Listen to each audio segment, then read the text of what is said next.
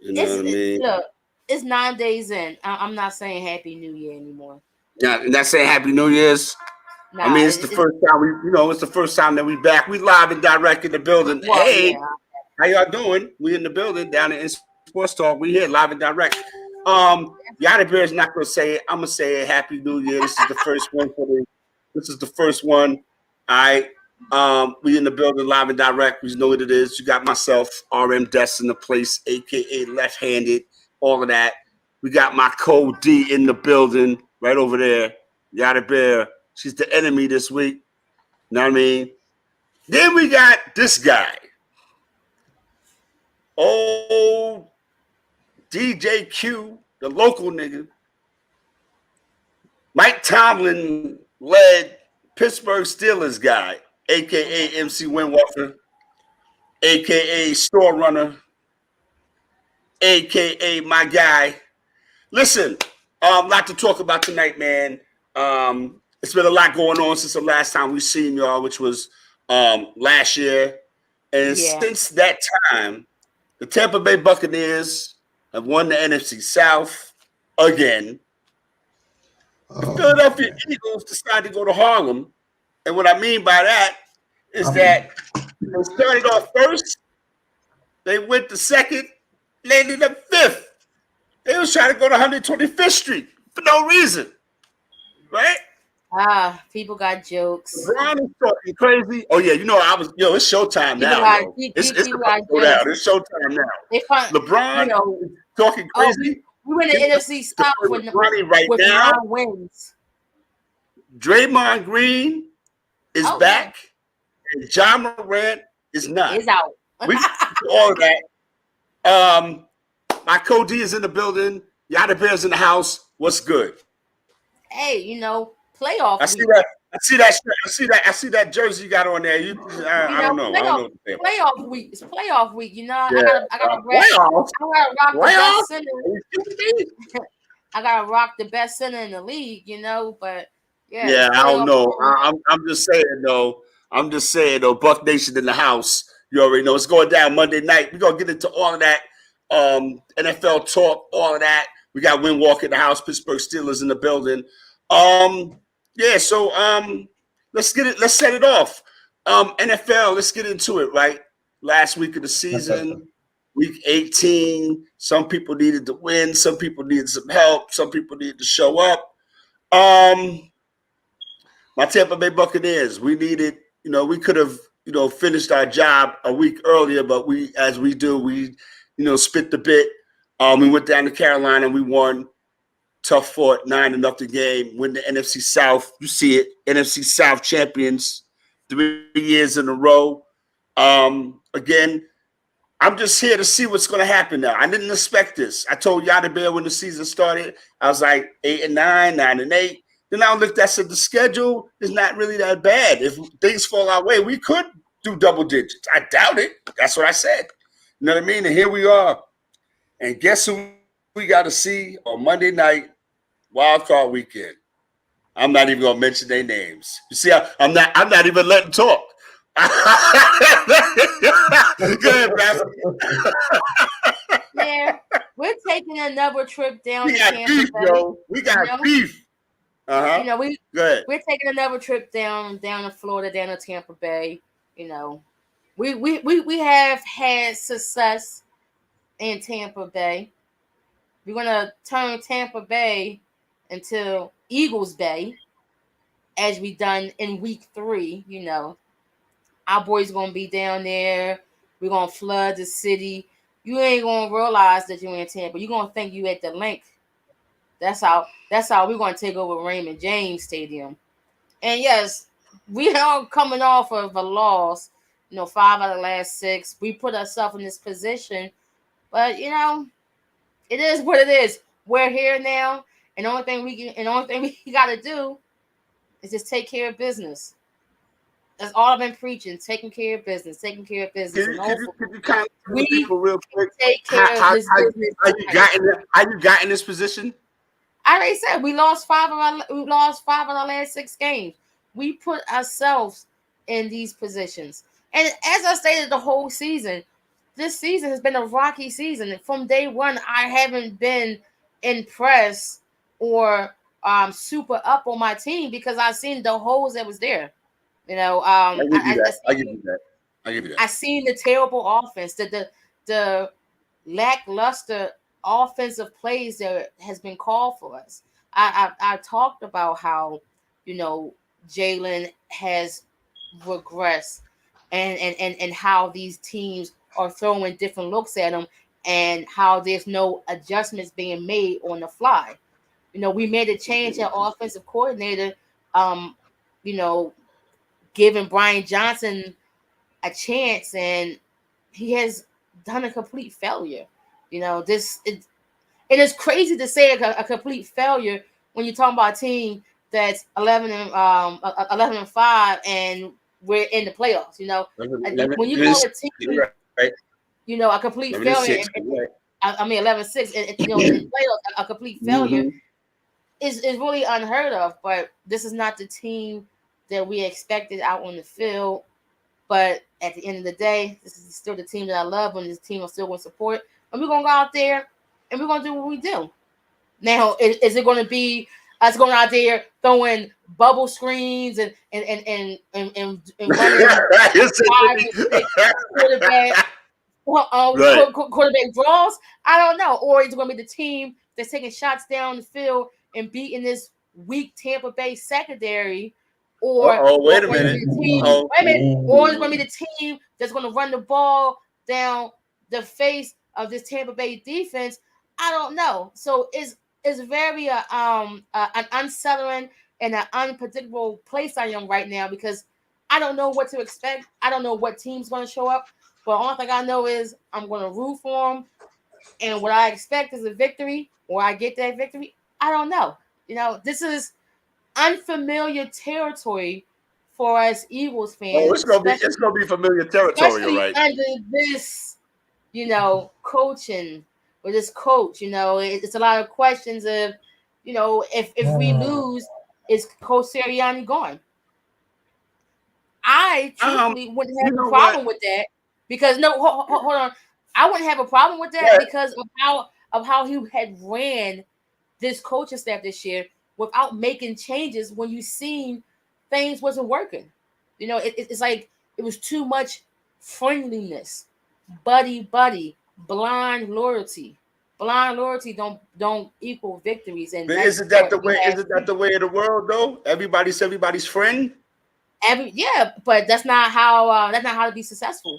And how many times has that worked? You know, but so it is what it is. You saying it's easier to step on somebody and be successful than to have real loyalty.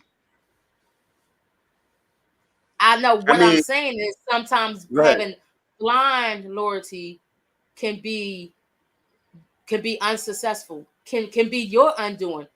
You know, sometimes you have this friend that you know ain't ish, but you still backing them up, and now you are in a crazy situation that this friend is no longer around, you know. Yeah. He lets you handle it now. So that's how I'm looking at it with this Nick Sirianni and his Brian Johnson situation. It's like you gave him the keys to your car that's running great, running good. And what he does, crash and burn. Don't change the oil, burn out the engine, you know, the not maintaining it. And now we in this situation. Now you got a putt. Down in Sportstalk, man. We in the building. First one for 2024. We are in the house talking NFL. We're gonna get into Wild Card Weekend in a bit. We got Win Walker in the house. Talk about the Steelers, man. Huh? Yay. You know what it is. I said it. Steelers, man. And I said it again. Yeah. We'll be in the playoffs. Apparently, we're in the playoffs. Back from the store. Win Walker. Apparently, he's back from the store. The store is way around the corner and up the street. All right. Forget that. To all them naysayers out there that said we wouldn't be in the playoffs, wouldn't make the playoffs, and I told you we're not worried. We're going to do this. And everybody Those are says, same people. Those are same people that's trying to fire your coach. Yeah, same people. But he still ain't had a losing season. Here's another thing. And you need a little help. You need a little help. Well, thank you. Where's Florida Boy Jay at? I need to shake his hand. Thank you. Florida Boy Jay. For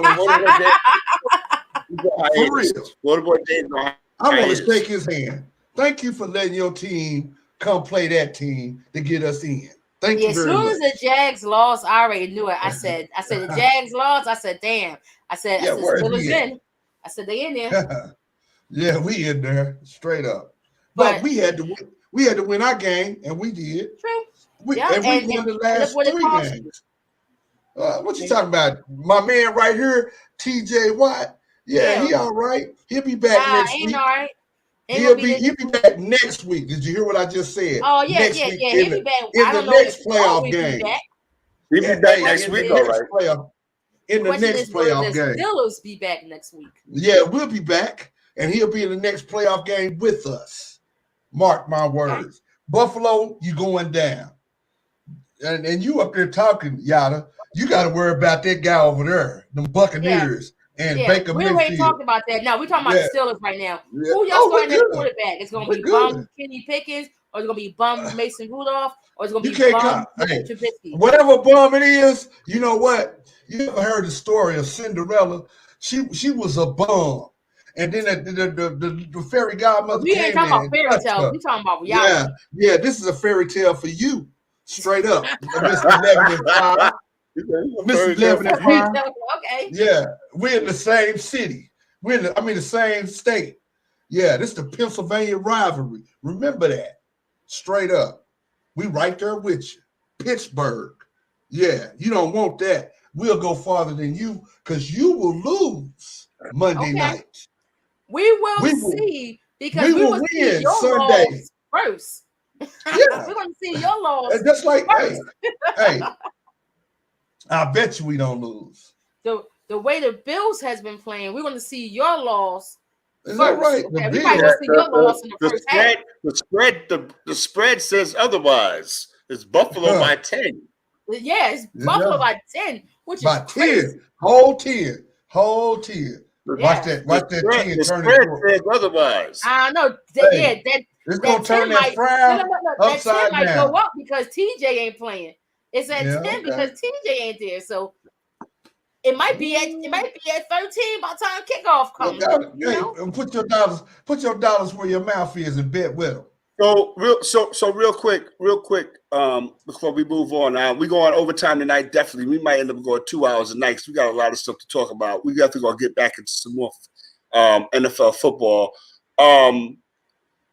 What was the thing that stood out to you through the season? Now the season's over, 18 weeks. Now everybody's back to 0-0. What stood out to you, Yada Bear, as far as this season is concerned? What stood out was definitely how one draft pick can change the outlook of your whole franchise. And I'm talking about C.J. Stroud in Houston. Like, you have to put some respect on him and Coach DeMeco Ryans. Nobody's seen this happen at all. Everybody wrote them off. One, a defensive-minded coach in a new city with a team that have terrible history, going on. And off the field, right? Yep. Then you bring in a rookie quarterback that people really wasn't up on, and I didn't understand. Right. That's right. They was overlooking him.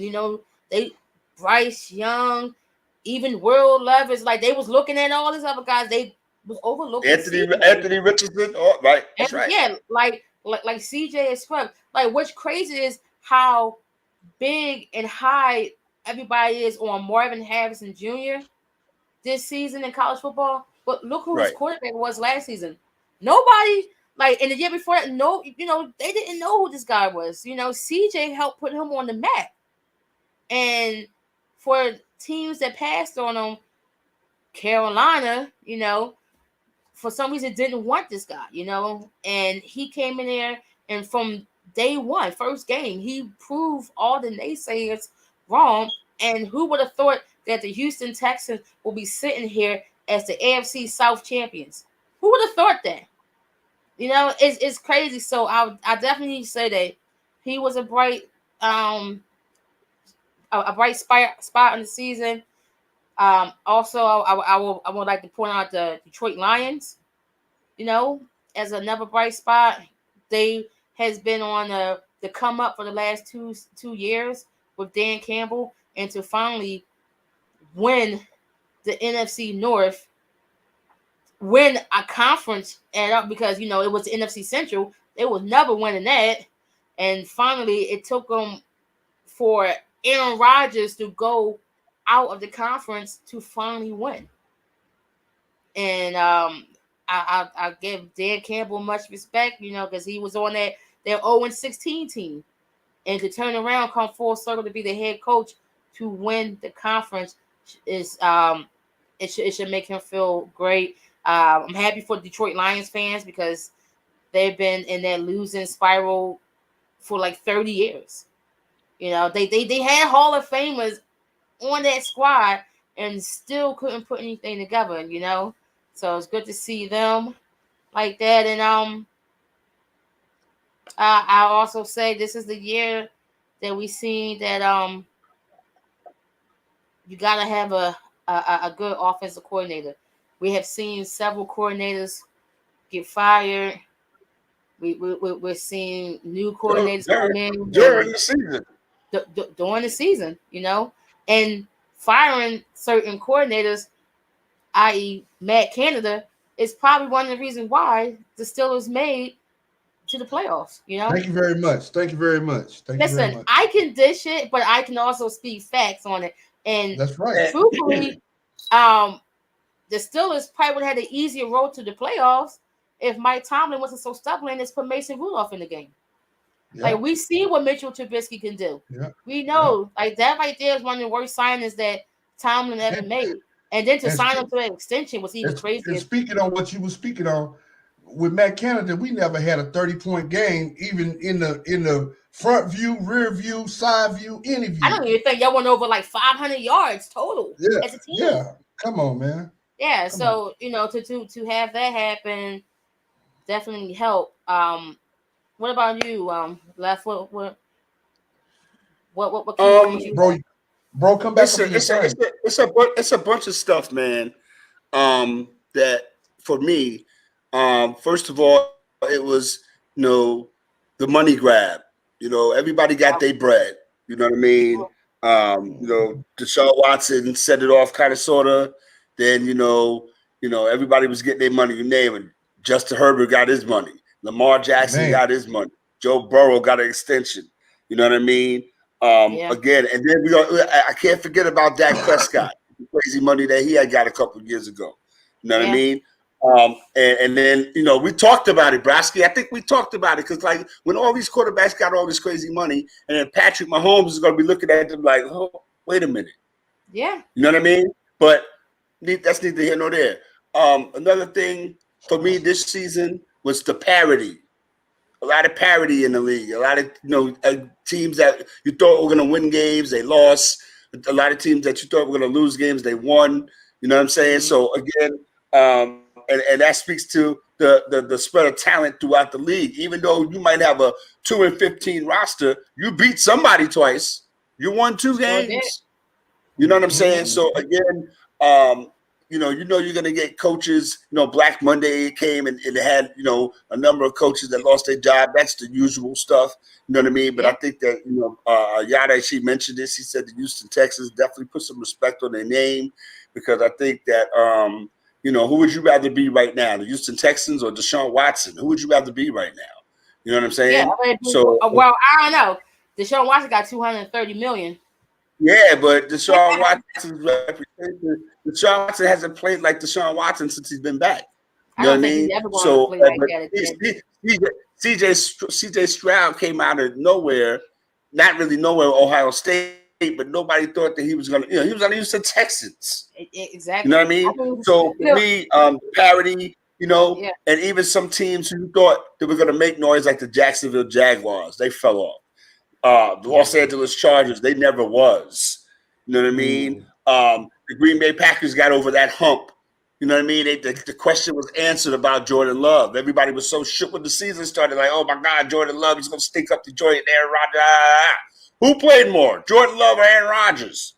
So, again, at the end of the day, I think, Karma was into a lot of it. The Detroit Lions, salute to them. But, again, I'm not even going to jump out the window with that because even though, Browski was around last year, but we talked about when they got Aiden Hutchinson in the draft. I said, watch the Detroit Lions. Watch them. You know what I mean? So I'm kind of, glad what they're doing with their thing. Who would have thought the Chicago Bears would have finished with 7 wins? Yeah. Like, where did that come from? You know what I'm saying? Yeah. So, and that speaks to the parity. You know what I mean? I think that when you have a team like the New England Patriots that's been so used to winning for so long, and Bill Belichick goes out like he went out, I think that it's kind of like it's fitting to me. It's fitting because a lot of times that those Bill Belichick teams won games that they weren't supposed to win. They played games that they weren't supposed to even be in.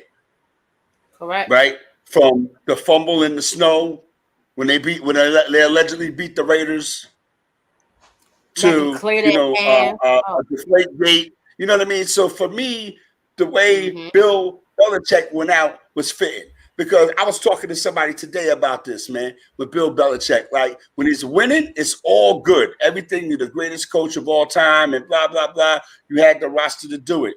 You got some help sometimes. Let's keep it green. Right? So now I remember when you was on the sideline with the Cleveland Browns.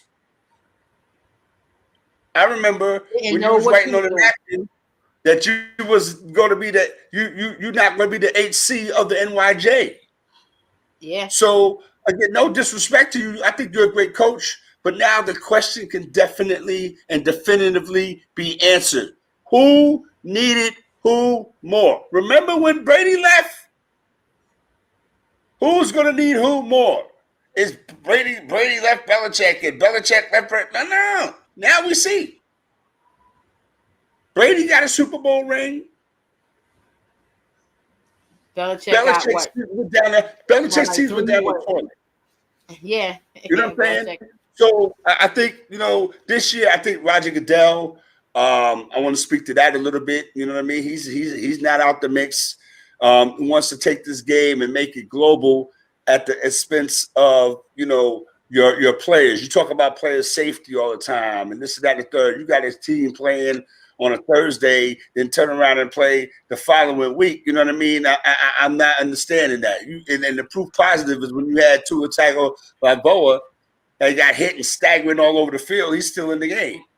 Like I'm not understanding that. But Roger Goodell, you're going to handle it how you see fit. You know what I mean? You went up against the NBA on Christmas Day. You had a Black Friday game. You jumped out the window with the schedule, Roger Goodell. Oh, crazy. Yeah. You jumped out the window. Roger Goodell, he said, you know what?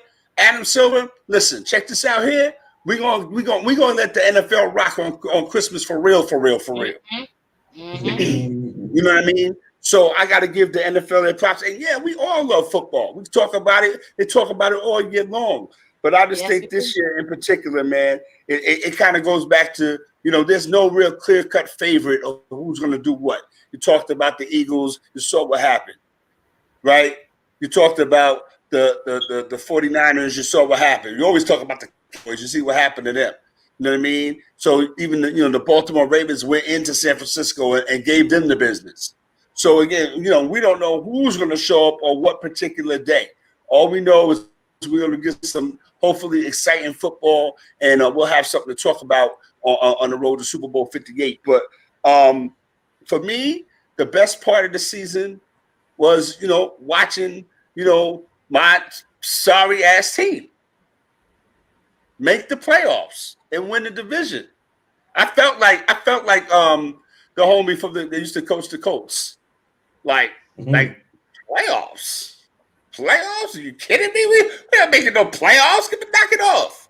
You know what I mean? But Baker Mayfield played unexpectedly well. Remember what I say at the beginning of the season, Browski, about Mike Evans? What? Oh, he not gonna get his 1,000 yards? Yeah, Mike Evans not gonna get 1,000 yards. But he ended up getting his $1,000. He got his, and he had a great career in Tampa Bay. I'm already, resigning him, going out the door or whatever. So again, my team made the playoffs, 3 straight NFC South championships. I don't know how the hell we did it in my division, as opposed to a division like the NFC East that hasn't had a repeat champion in 50 years. You know what I mean? It's always somebody different winning the NFC East. You know what I'm saying? Oh yeah. But at the end of the day, though, great season. I'm just kind of glad that really everybody kind of jumped off the Kansas City Chiefs bandwagon. I was getting kind of sick of it, and we know who fault that was. We ain't gonna say no name, Taylor Swift. The Kansas City Chiefs jumped off their own bandwagon. Win Walker, what was your thoughts of the season, man? What did you like? Let me get in with where I fit in. First of all, I'm gonna give my props where props is due. I want to give my props to Mike Tomlin. Still hasn't had a losing season with the Pittsburgh Steelers. I don't care what nobody else say. We 10-7, right up there with the big dogs. So here's my take on the season. I want to talk about the sorry refs this year. I think that the NFL needs to implicate more fines on the refs for bad calls, even suspensions, even firings for different calls, because the outcome of the game is not supposed to be decided on a ref's whistle. They made it into where we gonna make it win or lose. I've seen some terrible ref calling this year. Terrible. Super terrible. I've seen line of game where they moved the ball back. They picked the ball up and moved it backwards. And I done seen all kind of stuff. It's terrible. We need some new refs. All these old ass refs have been there for 30 years, 27 years. The same refs I seen back in the day. Still out there. Still there. They can't see. They don't know where the first down markers at. They don't know where the line is scrimmage. They just make up. Come on. They talking with their mics on, telling the people, I'm talking to America. Get over there. I'm talking to America. And all this old man, come on, man. Hey, it's just, I don't understand the way that the NFL is coaching these refs or checking their credentials. They should have a ref test every year. Just like you got a combine and a physical. Yeah. Hold on. Go ahead, Ross. Go ahead. I actually looked it up. It's actually very easy to become an NFL referee. It's extremely easy. They got regular jobs. And what they did. Yeah, I think it's like 12 weeks of training or something like that to become a ref. And you know what they did, Browski?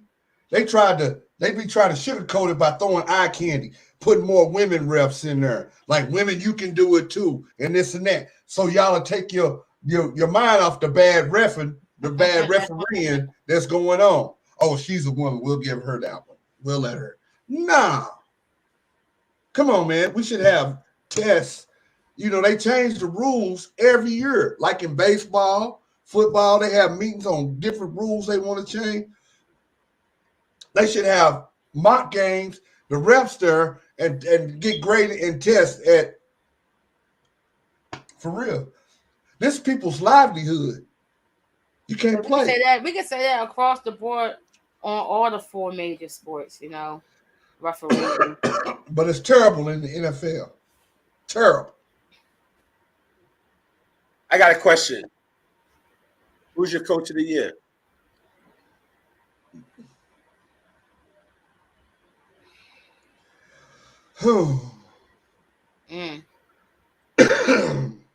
Old boy from the Raiders. And then I'm gonna do it like this, Browski. I'm gonna do it like this. Because I know it's gonna be tough. You get your AFC coach of the year, you get your NFC coach of the year. AFC coach of the year. I gotta go with D'Amico. I have to go with D'Amico for the simple fact that 1, he had a rookie quarterback. 2, his first year there. 3, he had these unknown receivers. You know, nobody talking about Tank Bell and all those other guys. I can't even name them all, okay? Because nobody was Nico Brown, Noah Brown. Like nobody was talking about them guys at all, you know. Like I said, when you thought of Houston Texans, you thought of losing, controversy, terrible ownership. Now, when you think of Houston Texans, I think of C.J. Stroud, you know, D'Amico Ryans out there, AFC South champions. I see winners, you know.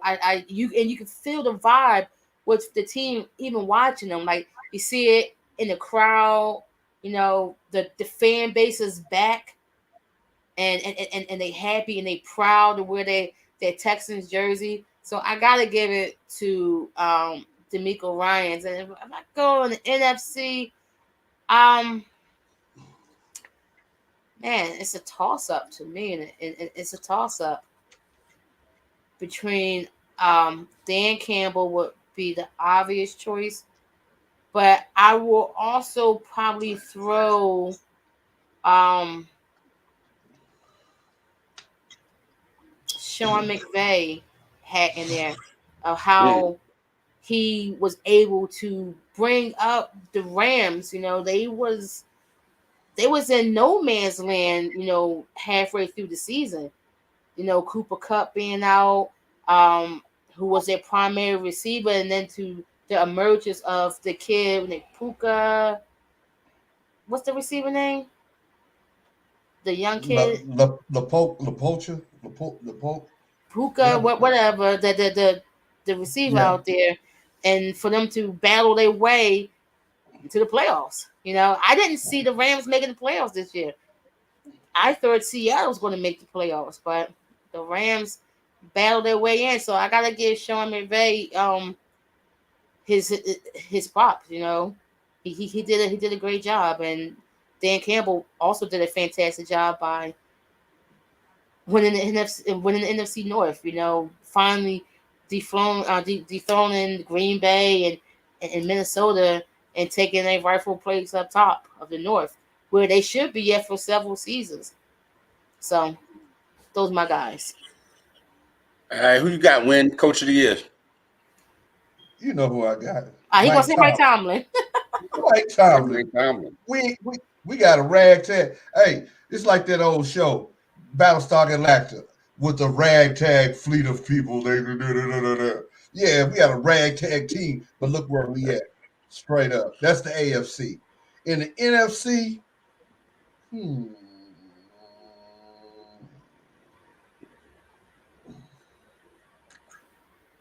it's kind of hard, the NFC. I'm gonna give it to the Bucks. They coach. He had to go through some quarterbacks, you know, to get what he had one quarterback this season. Yeah. No, he didn't. Baker Mayfield wasn't the starting quarterback. Baker Mayfield was the starting quarterback when they signed him. Huh? Yeah. Baker Mayfield been the quarterback all year. Exactly. What are you talking about? They got him in a trade. Yeah. Baker Mayfield he was the quarterback this season. Yeah. Okay. Well, still. They had Baker Mayfield all season. Wynn is so much of a homer that he can't look past the Pittsburgh Steelers. Because how the hell you put Mike Tomlin over D'Amico Ryans? Okay, because I can do it. Like, get out of here! Like, stop being a homer. Because he hasn't had a losing season yet. He hasn't had a losing season. When the last time the Steelers been to the Super Bowl? 2009. They probably played the Dallas Cowboys. No, we played. Cowboys. Hey, let me tell you, we went twice since the last time. It was 2009, 2010. First, it was the Cardinals who we won, and then we played the Green Bay Packers back-to-back Super Bowls. Thank you very much. When have Philadelphia been to back-to-back Super Bowls? Did you beat Green Bay? One. No.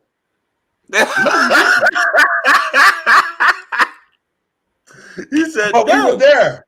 But we was there. We were there. Listen. When y'all been to back-to-back Super Bowls? My AFC coach of the year, man. I think I'm gonna have to make it a 2-for-1 for this one. D'Amico Ryans definitely. Nobody saw that coming. He came from, that's an example of coming from a winning attitude and having a winning situation that you was dealing with before, and you bring that to your situation. This is a situation that you control, and he brought all the attributes, you know what I mean, down to Houston. CJ Stroud, who people talked in a less light about, didn't really pay attention to that. Did what he had to do, and turned it to a 10-7 season, very successful. So I'm going to give it to D'Amico Ryans. And in the NFC, man, listen, I'm not mad at Win Walker with saying the Ty Bowles. I mean, division champion 3 years in a row. Even though as bad as I talk about Ty Bowles, he hasn't really, been coach of the year material. But, hey, man, if you're going to take the NFC South, which is not really a tough division to take, 3 years in a row with the records that you had, you know what I mean? You won listen, since Tom Brady left, the Buccaneers have won 2 straight NFC South titles with a 500 record. How do you do that? They was 8-9 last year. And they was 9-8 this year. They was 8-9 last year, and they was 9-8 this year. Yeah, that's because the NFC South is bad itself. They won. It's mediocre as mediocre does. But I'm gonna give the NFC Coach of the Year to Dan Campbell. I think definitely Detroit Lions. I think, and I'm gonna go out on a limb and say this. And shout out to my man Rocker Bass. Shout out to my man D Jack out there in Detroit. Alfonso May. Shout out to you, homie. The Lions should win a Super Bowl in the next 3 years. The Lions, they need to. I don't think Jared Goff is the quarterback. Last year, they was losing games crazy, right? This year, they still lost games crazy. But look where they finished up. If they learn how to win those games, the Lions going to be a team. But I still don't think Jared Goff is going to be there when they feel you on that. A Super Bowl. I can see them in the future, winning or even getting close to winning, but I don't see Jared Goff being there as the quarterback. Right. Not at all. All right. Last night, we have a champion game. Yeah, Washington. Listen. I watched that game last night, man, and 174 yards rushing in the first quarter is crazy. It just looked like, maybe Matt Canada or somebody was the defensive coordinator in Washington. It was crazy. I don't know what. All the dude did a shoulder shrug, and the other dude was the other way, and the field was wide open. Wide open.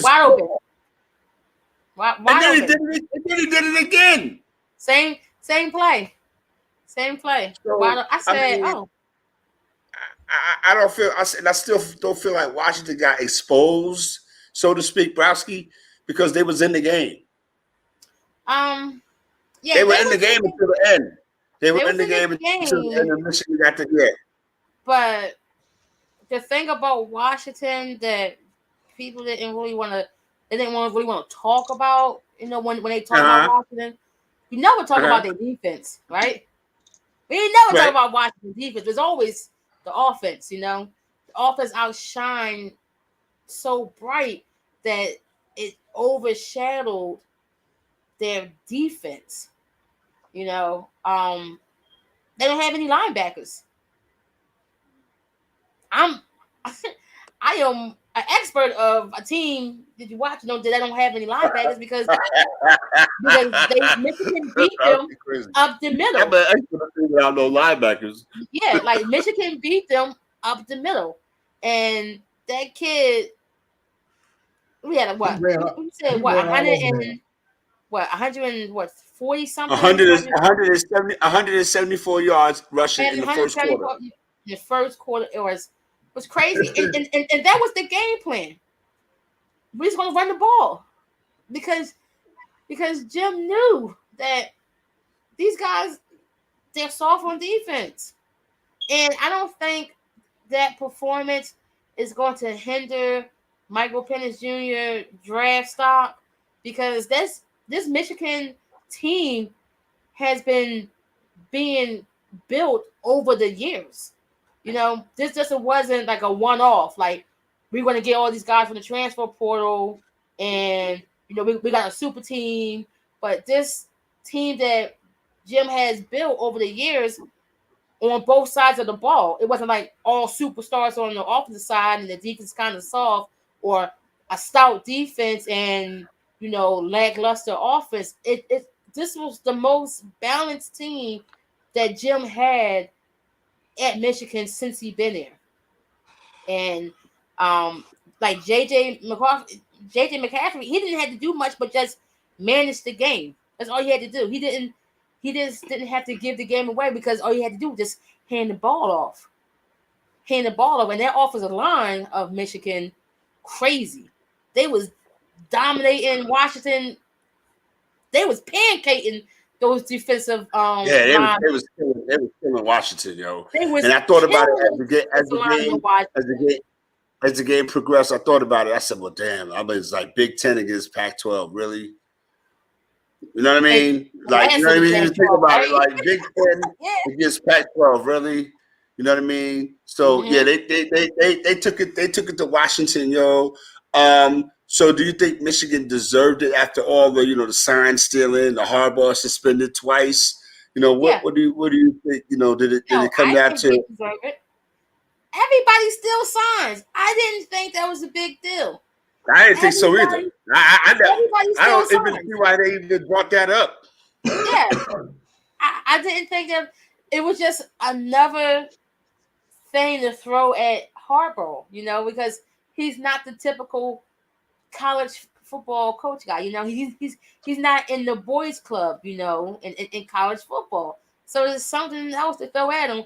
And then for them to overcome 2 suspensions, they had to finish the season off without him on the sideline, and then to come in, not only beat Alabama, on a neutral field in overtime, beat them, then to win the national title, So, yes, I think Michigan deserve it.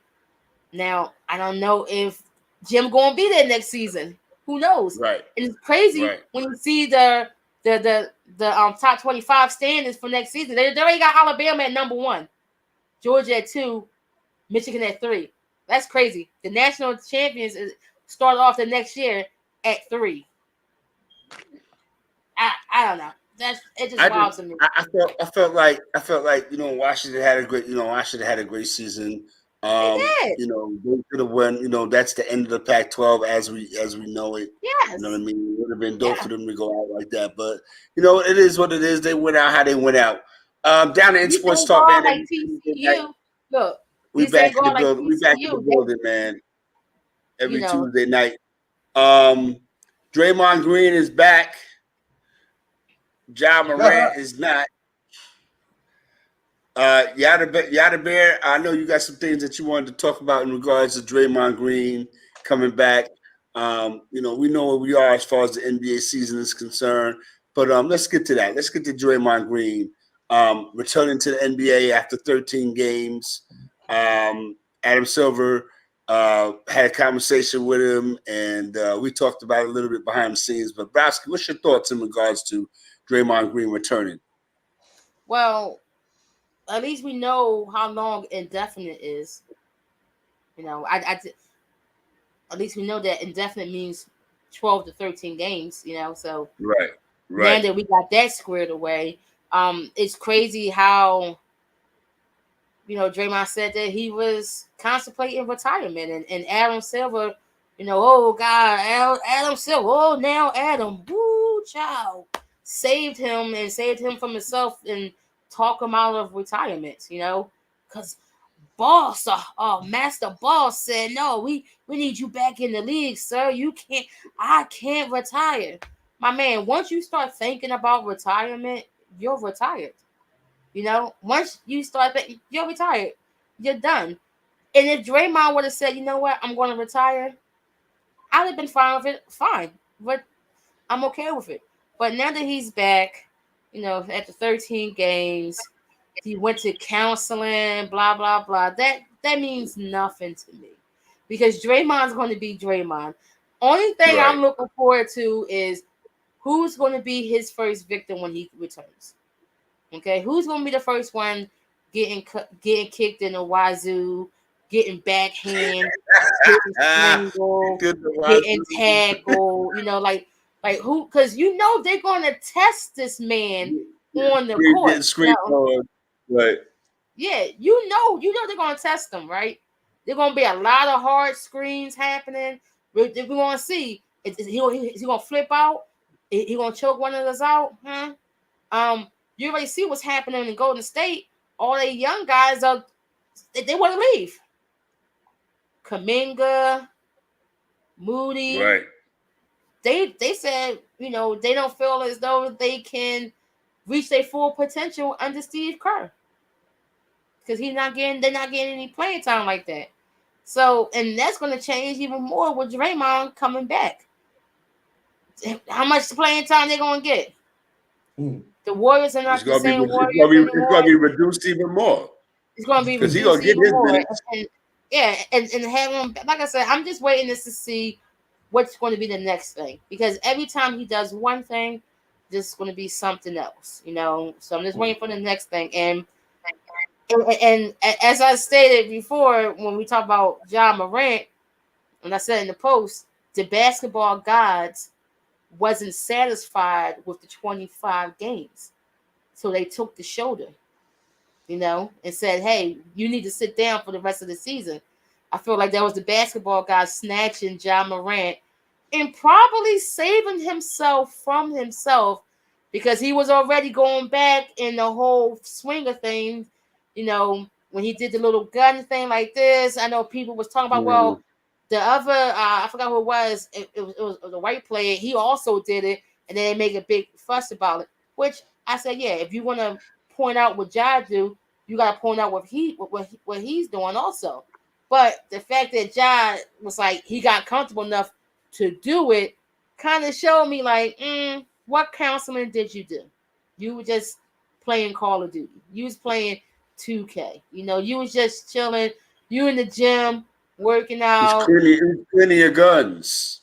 Plenty of guns. And then, he came back and he was on fire. And like I said, the basketball god said, hold up, slow down, young man. Let me take that shoulder. It wasn't the Achilles. It wasn't the ACL. It said, give me your shoulder. Let me sit you down for a little bit. We'll see you next season. So that's how I look at it. What about you, Win? How you feel about this, man? Hey, Draymond Green is a little tiny M60 firework. They come in a little small package. Mm-hmm. But as soon as you light that sucker, it pops and blows real big. Adam Silver, he's the friendly commissioner. Casper the friendly ghost. Too friendly, right? That's what we're going to call him. The David Stern. That's what he looked like. I'm about to say, yeah, hey, if this was the David Stern League, like it was in the days of old, do you remember when Allen Iverson had some homeboys and David Stern said, you can't even hang around them or you won't even play? Yes. And then he even changed the culture of the way you dress when you come to work. Yes, he did. So, Adam Silver, you trying to be their friend, and I was talking to the mayor earlier, and I believe Draymond Green told him, "Yeah, I'm going to retire, man. Get out y'all way." And I bet he did beg, "Nah, you gonna stay here? Come on back." Come on back. We're gonna make it good for you. Mm-hmm. Because they need that excitement. And because Exactly. the next level of, you know how it's tiers, and like last year the tier that everybody left was the old regime, the last of the old regime. They was getting out of here, you Yeah. know. But the last one was Carmelo, the last one to leave, you know what I'm saying? Of that old regime. Mm-hmm. You know what I'm saying? Now, here's the next regime. LeBron, he gonna go. Who else? It's some more old heads that they used to seeing. Chris Paul, all of them, all that old regime. They finna go. They need some talent in there to keep the selling the seats. The youngsters, they doing crazy stuff, and the people ain't buying into that. You know what I'm saying? Mm-hmm. They need some old heads. You know what I'm saying? So he trying to keep it together until the next regime comes in. See, Ja Morant, he's supposed to be in that next regime under the ones that's finna leave, Yeah. but he's on the I think crazy side, he you know. peaked too early. I feel like he And, peaked too and, early. and you talk about the basketball guys. Let's talk about that day. They Yeah. lost Ja Morant, Yeah. LaMelo, Halliburton, Oh yeah. all, Yeah. all But in one day. Halliburton, he'll be back in a couple of weeks. But I'm just saying, they Yeah. lost. What No. about No. what about I what, feel what you on about that. what Yeah. about what about Lonzo Ball? Yeah. Yep.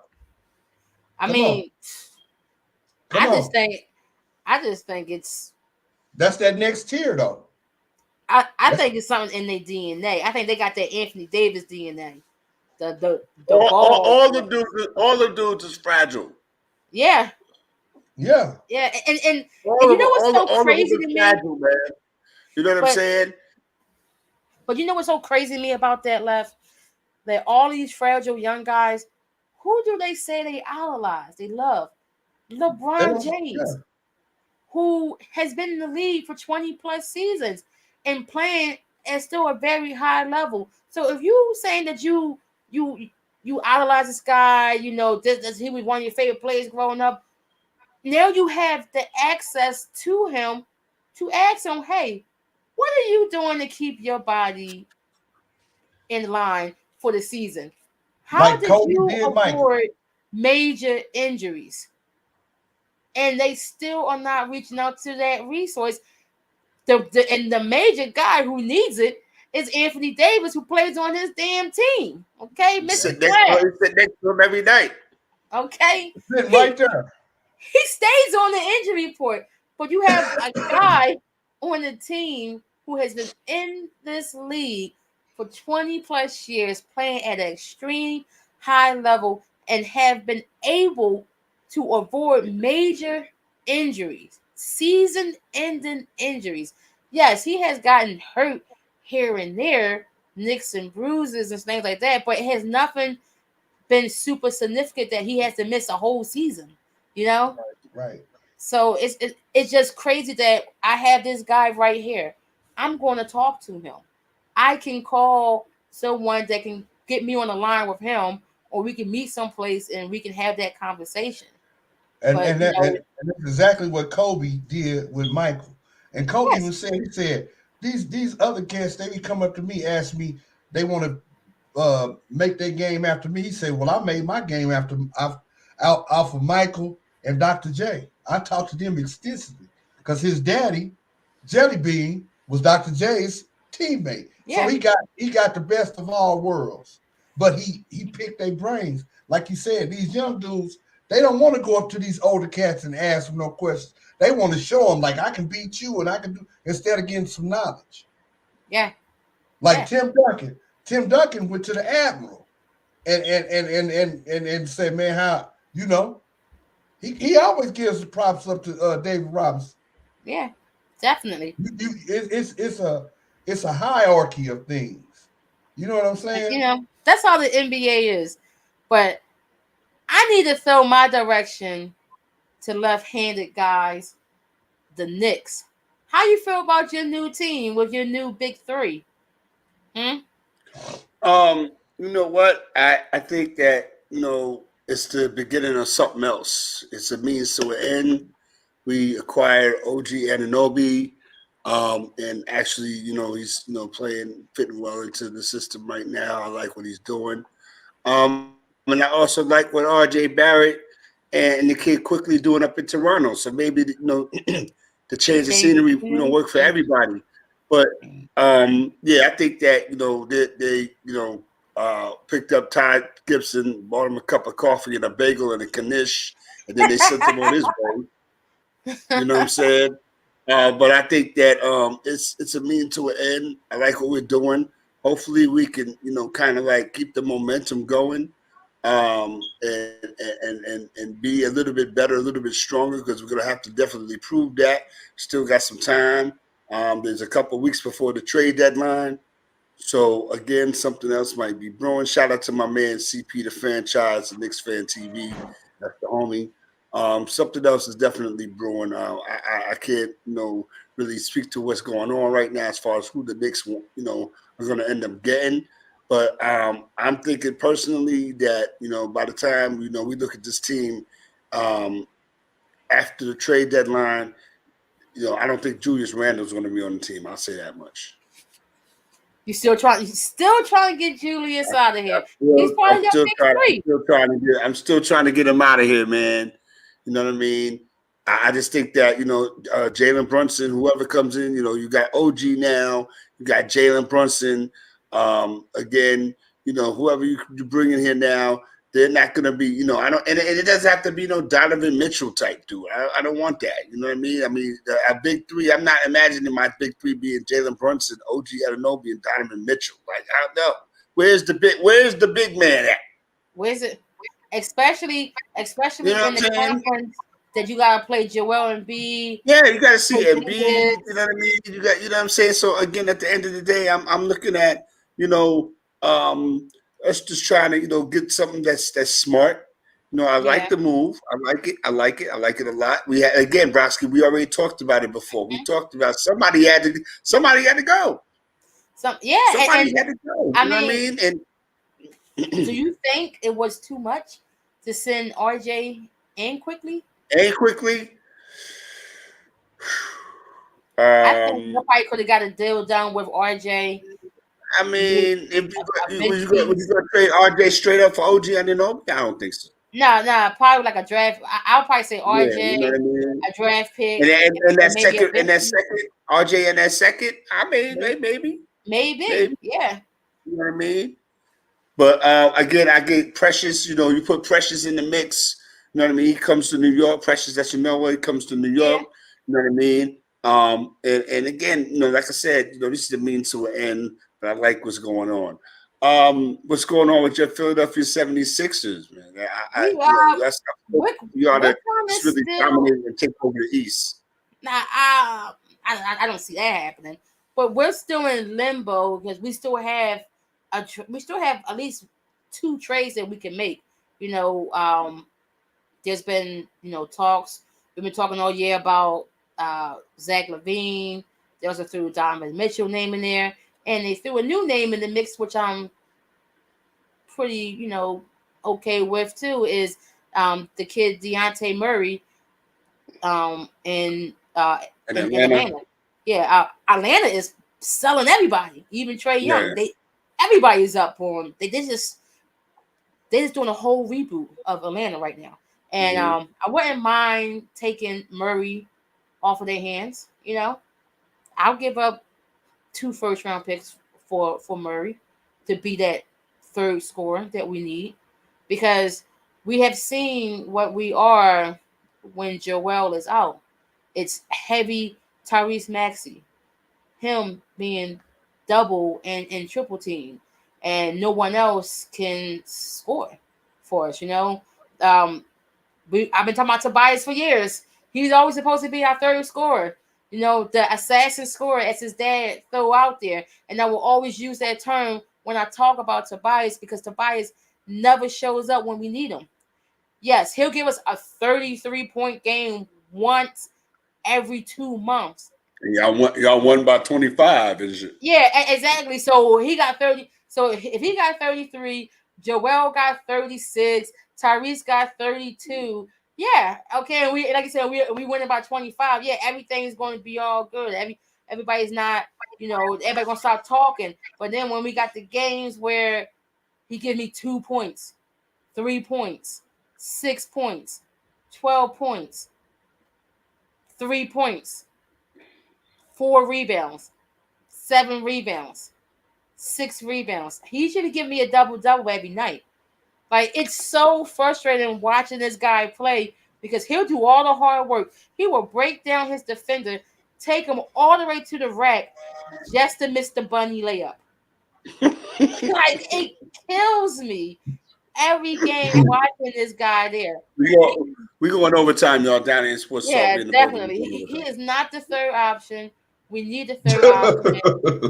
The Sixers, they re-signed Daryl Morey to an extension for like another 2 years, which I'm happy with. I'm waiting to see what moves he's going to make with these picks. It has to happen soon. I need it to happen before the trade deadline comes so that they can at least get some time to gel together and have some more extended time before the All-Star break,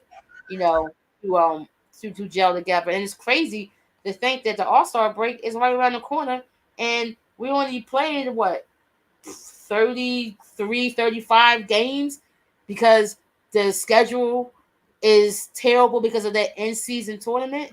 We won the in-season tournament, thank you. Yeah, and you haven't won a game. And y'all been 3 and 11 since, okay? You know how crazy how much they made a big deal about the in-season tournament, and now it's a thing of the past. We don't even talk about it anymore. No, because it was nonsense. What I want to know is who convinced these dudes to hang a banner. And did you see the size of the banner? Hey man, we got the first. We just wanted to be the first, Lakers are the first. Y'all gonna be the first team to win it, and the first team has to make the playoffs. Okay, but check this out. Wait. Hey, Win. You're a Laker fan. What's your thoughts on LeBron saying that Bronny could play for the Lakers right now? That dude been smoking some of that good shit. He's drinking some of he's smoking some of that some of that Snoop. He got some of that Maui Wowie, boy. I'm gonna tell you. You say he got some of that Maui Wowie? Yeah. I see that Maui Wowie ain't no joke. I see USC play, and they come out when they come out onto the court. They got these big old screens and light bills and stuff. Yes. And they had Bronny out there, man, and they had his picture and him holding the ball like he finna do something and have flames and this and that. Man, that dude came in the game, looked like he didn't even know where he was at. I'm just gonna keep it real. I said serious right now. I said, look at all these serious right now. Every time and this dude get out there and I ain't lying. In 2 minutes into the game, the coach said, "Come here." Yo, every time they put a graphic up for UFC, they put him up in there, and all thing they put is like future star or something like that. Like they can't put the stats up there because. But it wasn't even 2 minutes in the game when the coach said, "Come on." This is Bronny James, the graphic of Bronny James. He loves pork chop applesauce. That was really crazy though. That was really crazy. It is crazy, and LeBron saying that Bronny can play. It's crazy on the Lakers right now. And that's what's so sad about it. SC is my other squad. That's one of my squads, and it's just it's ridiculous. Can I say this about Bronny? Football and basketball. I don't think he should be out there anyway. I don't think so neither. I thought that he should have set this year out. Yeah, he should be learning. He should be learning. But he not no 5-6-star recruit that's scoring 100 points and this and that. He not. I'm gonna tell you who he's not. He's not your man down there in Atlanta. Ice in his veins. Trae Young. He not Trae Young one and done. You know what I'm Well, saying? Trae Young ain't Trae Young right now neither, because Atlanta said, "Ice man, you can pack up your suitcase and Yeah, go." but he came out. He came out No, in 1 year I got you. and Yeah, showed and improved and made yeah. Atlanta his squad. No, Come on. no. You're true. That's the truth. He did come out Yeah. and he was balling. Like, yeah, he should definitely set out this season. But And learn. The yeah, learning curve. but you know what's so crazy? I already expected this from Bronny because he's not the one. The one is Is the one Bryce. after. Yeah, the one Bryce is after the him. Yeah. one. The one Just after like him. just like with Lonzo Ball, you know, LaMelo. he's throwing that, but then but even he knew. He said, "Oh, the next one, the younger one, Under is the LaMelo. one," and it's the truth. LaMelo is better than Lonzo, and I look Yeah, at it was Bronny LaMelo. and Bryce. And I'm like Bronny getting all this hype because he's LeBron James Jr. Junior. That's what it is. On the But back of let's that look at it jersey, though. it Let's said here go a fact for you. So what about Deion Sanders? You see what I'm saying? but His Shador. other son, no, the other one, the older one, than Shador and him, Oh the yeah, other one. yeah. He was supposed to be, He was supposed to be, but and it's it wasn't. Shador and Come on, Shiloh and that's shallow. Come they on. got the talent. See what I'm saying? Yeah, Okay. yeah. What they No, say, no. I it's Gibson generation. It's listen. Gibson I'm definitely picking up what you're putting down. I'm yeah, picking up there we go. what you're There we putting go. down, but But for Ron LeBron to is say tripping. that, Yeah. for LeBron to say that he can come play with them right now, you crazy. Them NBA dudes will eat him alive. Bro, the way he looking, he can't even play on the G League team right now. Okay, Come on. he wouldn't even make that. He looked like a deer in headlights when he get on the court. He, This is a big stage in D1. He be looking yes. like, what am I supposed to be doing? What, you know?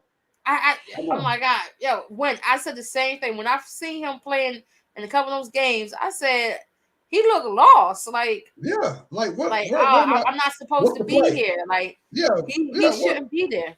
He should have set out this season.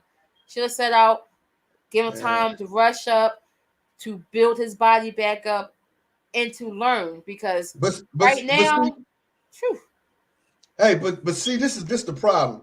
When your dad or mom is a sports star, they push you into that limelight and expect you to be as good or even better.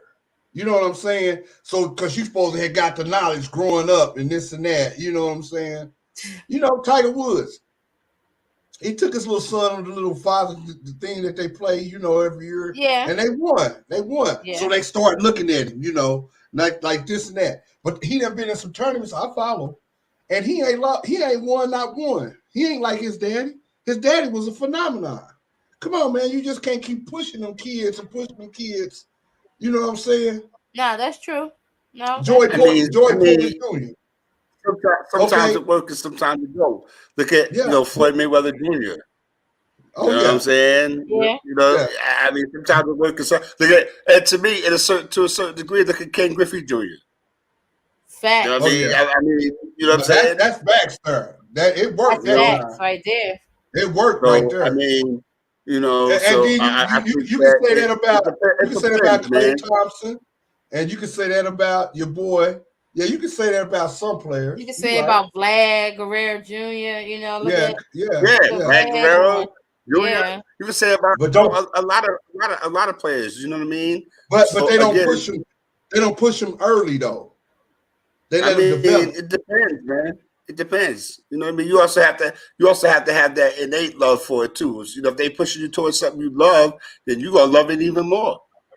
Yeah. Because you get to love it all the time and it supports you. And then you know what I'm saying? So that makes it easier. So again, at the end of the day, man, you know, if Bronny's gonna do what he does, let him make sure that he has a clean bill of health, man. Because I mean, it's going to take some time to put it together. I mean, so he's averaging like 6 points a game right now. You know, 6 points a game. like 2 rebounds and assists. So I mean, 2 assists. yeah, You know, it's still early, young. I mean, he's only averaging 17 minutes. So I mean, what you want? Yeah, because they take him out every 2. They do. Right. They You 2 minutes. no Yeah, disrespect. they do. Four quarters. 4 quarters every 2 minutes. We will not be that's having facts. a Hank gathering situation today. We will not be doing that. Rest in peace. We will not be having a Hank gathering scenario today. No, we won't be doing that. No. I'm just having fun. And listen, and win. Put him in the game. Yeah. Take him out. Put him in the game. Take him back out. You run up and down the Go court. to whistle. Go to whistle. Go to whistle. Hey. About 6-7 times. Yeah. Hey, Brasky. Wait, Brasky, but you know what? You know what he's really doing? This is his learning curve. You letting him go in real time. You going against real players in real time. This ain't practice. You practice. Right. You talking about practice? You're going out there now. He said illegal touching. Hey, listen, I gotta get this. I gotta get this in right quick. Salute to my hockey people, man. Listen, we talked about Connor Bedard with the Chicago Blackhawks, the situation that he had with with his former teammates or whatever. Number 1 draft pick. They said he's gonna end up doing like Gretzky like numbers. You know what I mean? Sidney Crosby, Mario Lemieux type numbers like that. So they're looking forward to him in a bright future in Chicago. But he caught a bad decision the other night, man. Got his jaw broke. Taking a hit from a New York Islanders player in like the first period of the game the other night. And the league is like kind of up in arms. Like, what did they do? But here's the deal, though, Brasky. He'll be back next week. That's the thing about hockey players. It blows my mind. Geno Smith missed the whole season because he got a broken jaw, right? This man got a broken jaw the other day. He'll be back next week. He'll be back next week. Yeah. He got a broken jaw. He'll be back. He'll just be wired. You know what I mean? He'll be back next week. Right. No doubt. And again, this season in the NHL has been kind of crazy. Shout out to the New York Rangers, man. They're doing their numbers. There's a situation that I had said something about on the Facebook page earlier today. I was trying to say something to this one over here. You know what I mean? In regards to Philadelphia Flyers, they had a draft pick that he loved the city of Philadelphia. He wanted to win with the Flyers and do this, and then all of a sudden. He was like, I don't want to play in Philadelphia. I don't want to be there. The city sucks and all that. And the Flyers, as the city of Philadelphia is going to do, if you don't want to be here, beat it. You know what I mean? And that's what happened. So, I mean, like, it's not, uncommon for somebody to say they don't want to play in the city or something like that. But to me, it's like you letting the inmates run the asylum. I say it all the time. Like, if somebody thought enough of you to draft you to their league and play for their franchise, then you should at least, you know what I mean? I don't know, man. It's just a different mentality. It's the new age. Especially after you say, what we just talk about. It's these new age cats, these young kids that come up and have that sense of entitlement. Like, how are you raised with entitlement that you can come to this organization and then one day you be all about the team, you out there playing hard with your team. We out there doing things that we wasn't even supposed to do. We're 4th in our division. We're supposed to be last. We looked at this season as being a retool.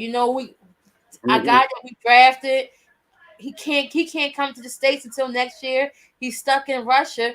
That's the guy we're supposed to build the team around. He's not here, so like I told you behind the scenes, we bring in some guys that's fast on the ice, little entertaining, we're not expecting to win a lot of games, but these guys come out playing hard, and then out of nowhere, you come out and now Cutter's like, oh, I don't want to be here. I don't want to play with the organization. I don't want to be in Philadelphia. I want to go.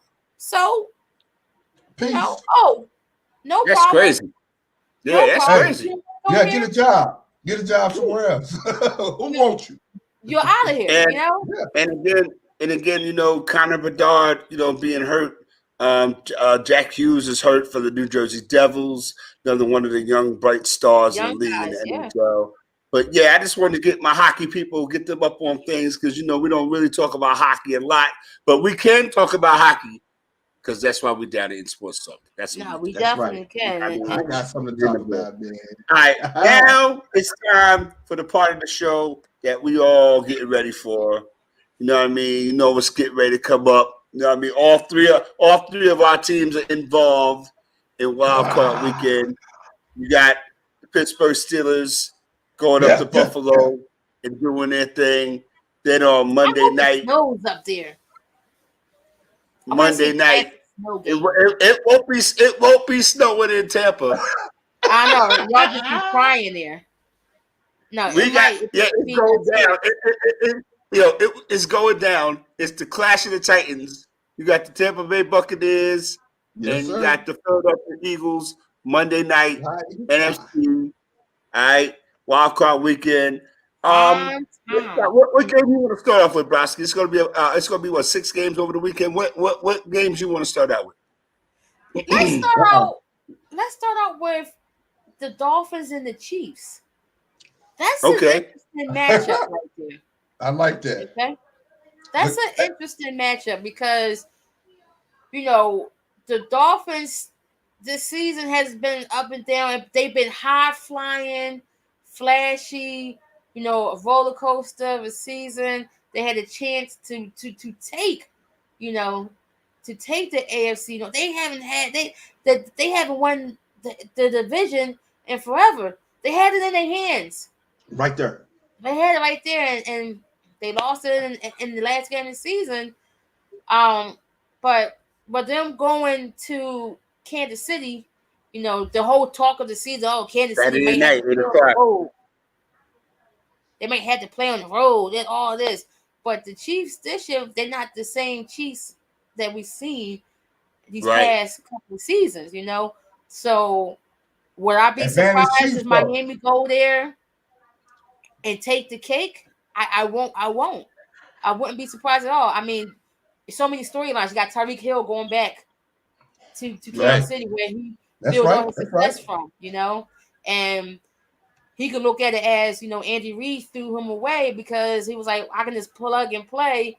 I can get another Tyreek Hill and put him in your spot, and we're still being successful. And guess what? He was right because he was able to bring in a Juju who wasn't as talented as Tyreek Hill, but they still was able to win the chip with him on the squad.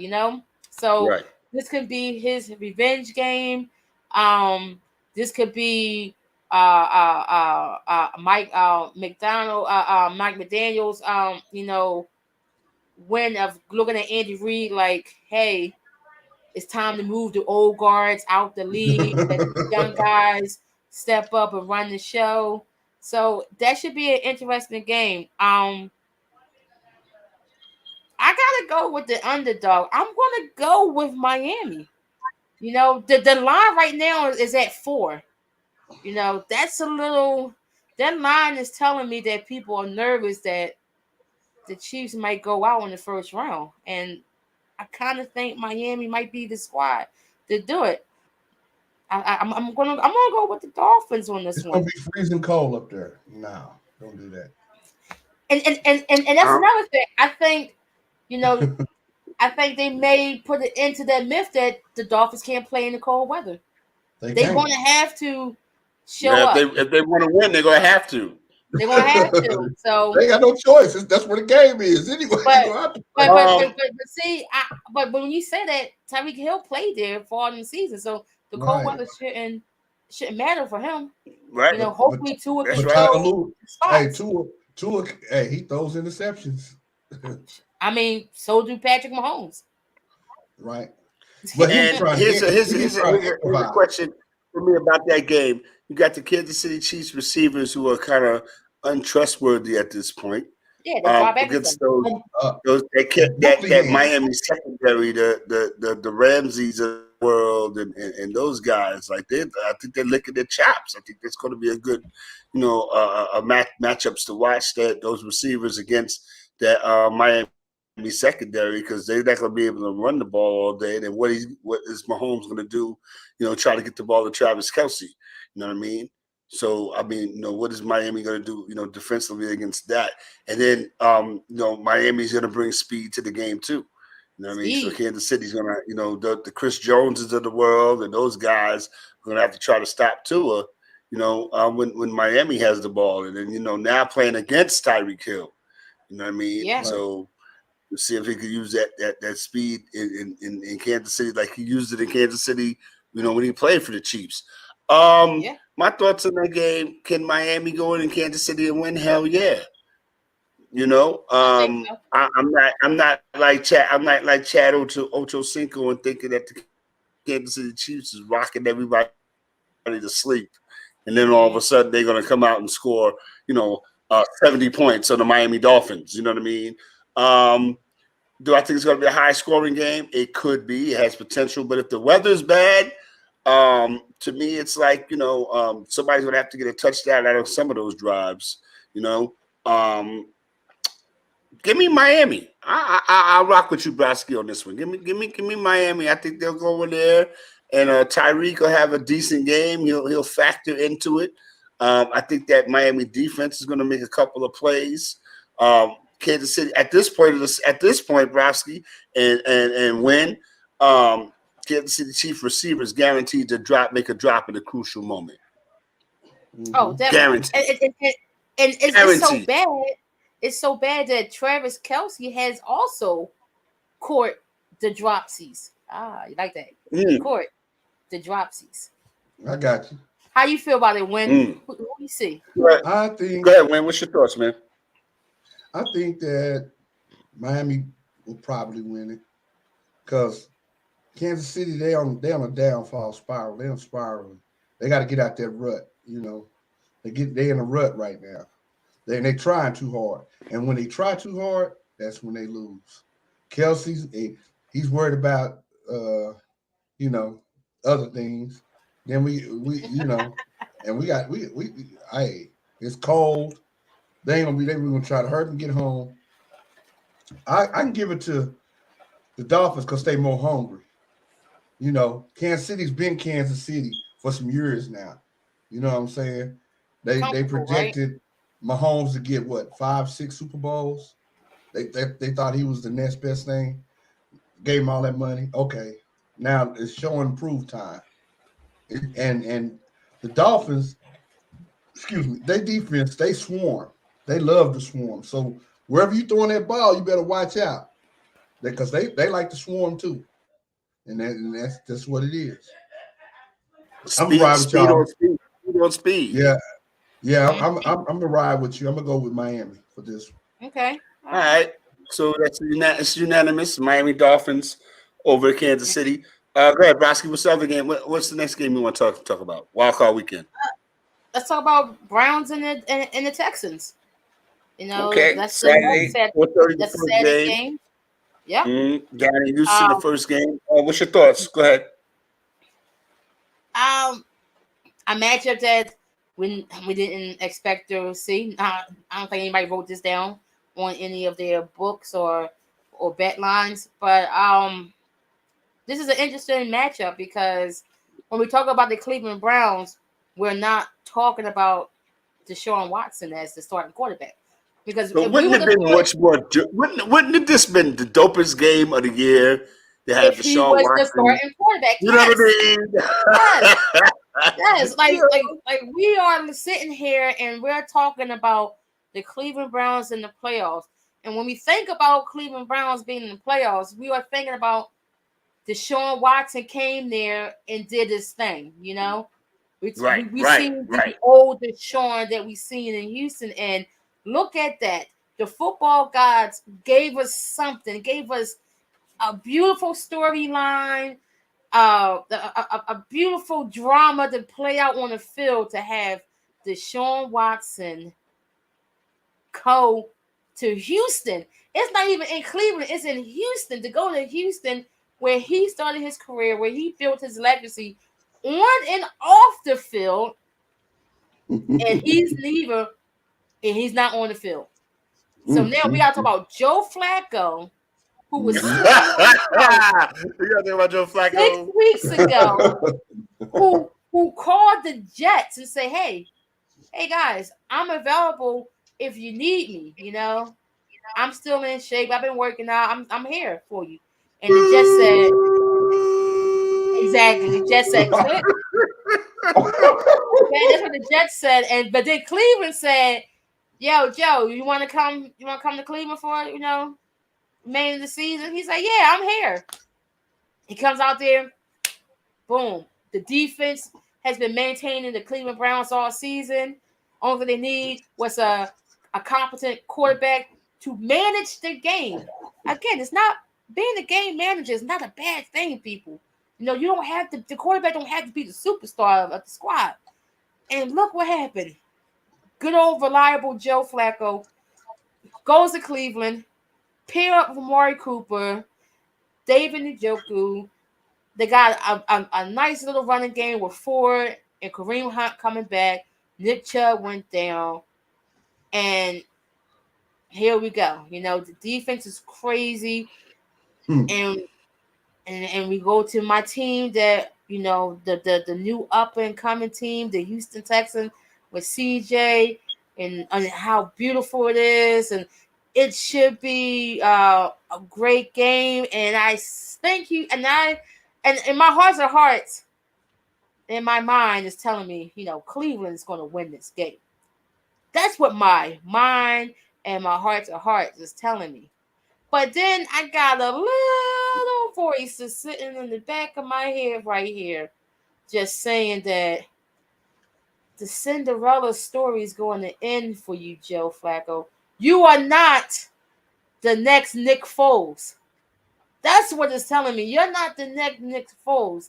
And this young guy, CJ, who's hungry and has the ability to make the plays that he's been making all season. And I think DeMeco Ryans, with his defensive mindset, will have these boys ready.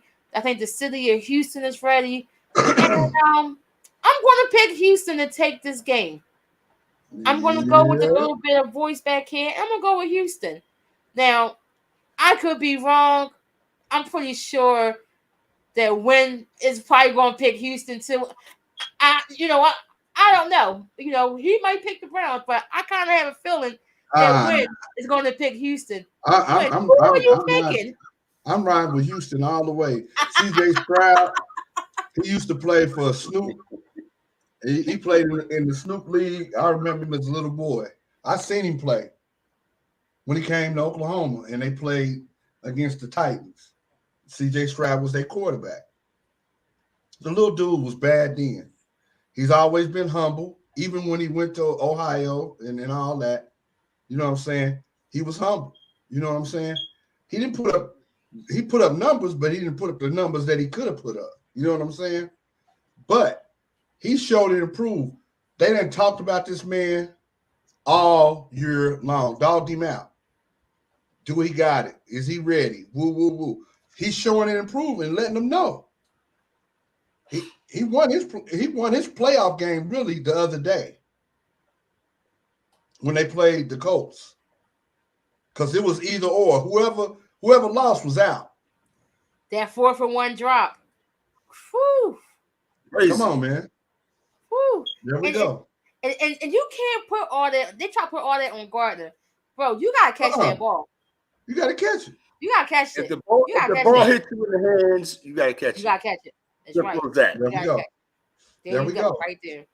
And like you said, sometimes you need just a game manager. See, Flacco. But if the quarterback manages to get you the ball, use him. supposed to catch it. Yeah, That's right. Yep, exactly. That's right. So, Do something as with you it. said, this is not the return of John Elway, Flacco, and this is not, the return of such and such going to another team. This is not none of that. Yeah, Flacco, you did what you had to do. You used to play with the Ravens. We done seen this picture before. It's you old. Father Time done touched you, brother. And it's gonna show with them little young dudes that Houston got that's hungry, and the way that they got them playing. Come on now. Yeah. It's young versus old right now. And I'll get the Browns. They didn't did something, this year. They passed expectations. Expectations. Okay. That's why I said expectations. Where the Browns is, the Bengals are supposed to be. Let's just put it like that. Where the Browns are, the Bengals are supposed to be. And that's what it is. I'm in the AFC. I thought about that. I disagree. I think where the Ravens are, that's where the Bengals are supposed to be. Yeah. Okay. Yeah. You're right. Yeah. Let me. No. That's your opinion. I'm not mad at you. I'm not. You know what I mean? But I just think that I forgot about the Ravens. Yeah, I forgot about the Ravens because because they anyway. I'm in the AFC North, and I know because you know why I say the Ravens are bullshit. We own the Ravens. I'm sorry. Pittsburgh Steelers own the Ravens. All right, so let's go to Oh, you don't want to hear that. You don't want to hear that. How you feel about this Texans and Browns game? CJ Stroud over 4,000 yards passing for the season, 23 touchdowns, 5 interceptions. Devin Singletary added spice to the run game. Nico Collins as one of the receivers. Defensively, the Houston Texans are going to be hyped and charged. I'm going to give them the nod. Simple fact because it's a home game for them. I think that that's going to relax CJ. He's not going to have to be in the elements in Cleveland. I think that they're going to have to get off to not a fast start, but again, they can't fall behind. You know what I mean? And let Flacco and them kind of like manage the game and ball control the game to death. You know what I mean? Attack. We know about Myles Garrett. We know about the Cleveland defense. We know about that. CJ Stroud. I think that now he's got like Wynn said. It's show and prove time. You know what I mean? And you didn't get here by luck. You got here by talent. And you're here. And I think that the Houston defense. I think that to me that's the question mark in this game. If the Houston defense. Yeah, the Houston defense can, that's where you kind of like, oh man, you know what I mean? Flacco's gonna have his way with him, and they're gonna run around all over the field and things of that nature. But especially that secondary is gonna have to show up. But you know what, Browski and Wynn, I'm thinking that CJ and them gonna pull this out. It's gonna be a good game. See, they might fall behind, but I think CJ and them gonna pull it out. I'm looking forward to this matchup. It's going to be an interesting game. It's going to be a better game than people think. I think so too. Yeah, I think that, and I think the Houston Texans are going to win. All right. Let's we're gonna go with the Rams and the Lions. Interesting matchup. Sunday night, 8:00 Sunday night game.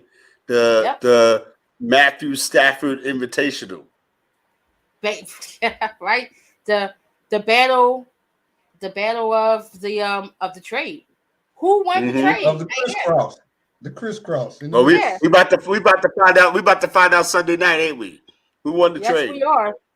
We are definitely about to find out. And as we talked earlier about Coach of the Years, and now these are the two guys that I would have nominated as Coach of the Year for the.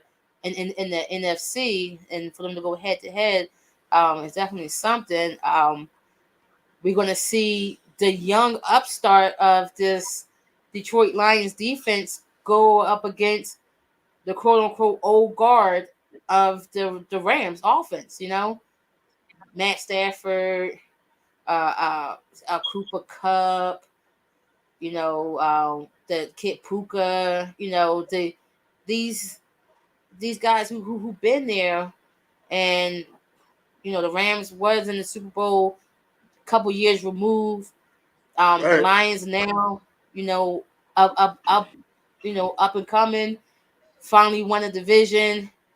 They got a high power offense, with Jared Goff there, Amon St. Brown, Jahmyr Gibbs at running back. Unfortunately, they will be doing it without their key tight end. They start tight end Sam Laporta because he got hurt in the last game of the season, which he didn't even need to play in. You already had the seeding locked up. You was already the number 3 seed. You had it locked up. You wasn't going to jump to number 1.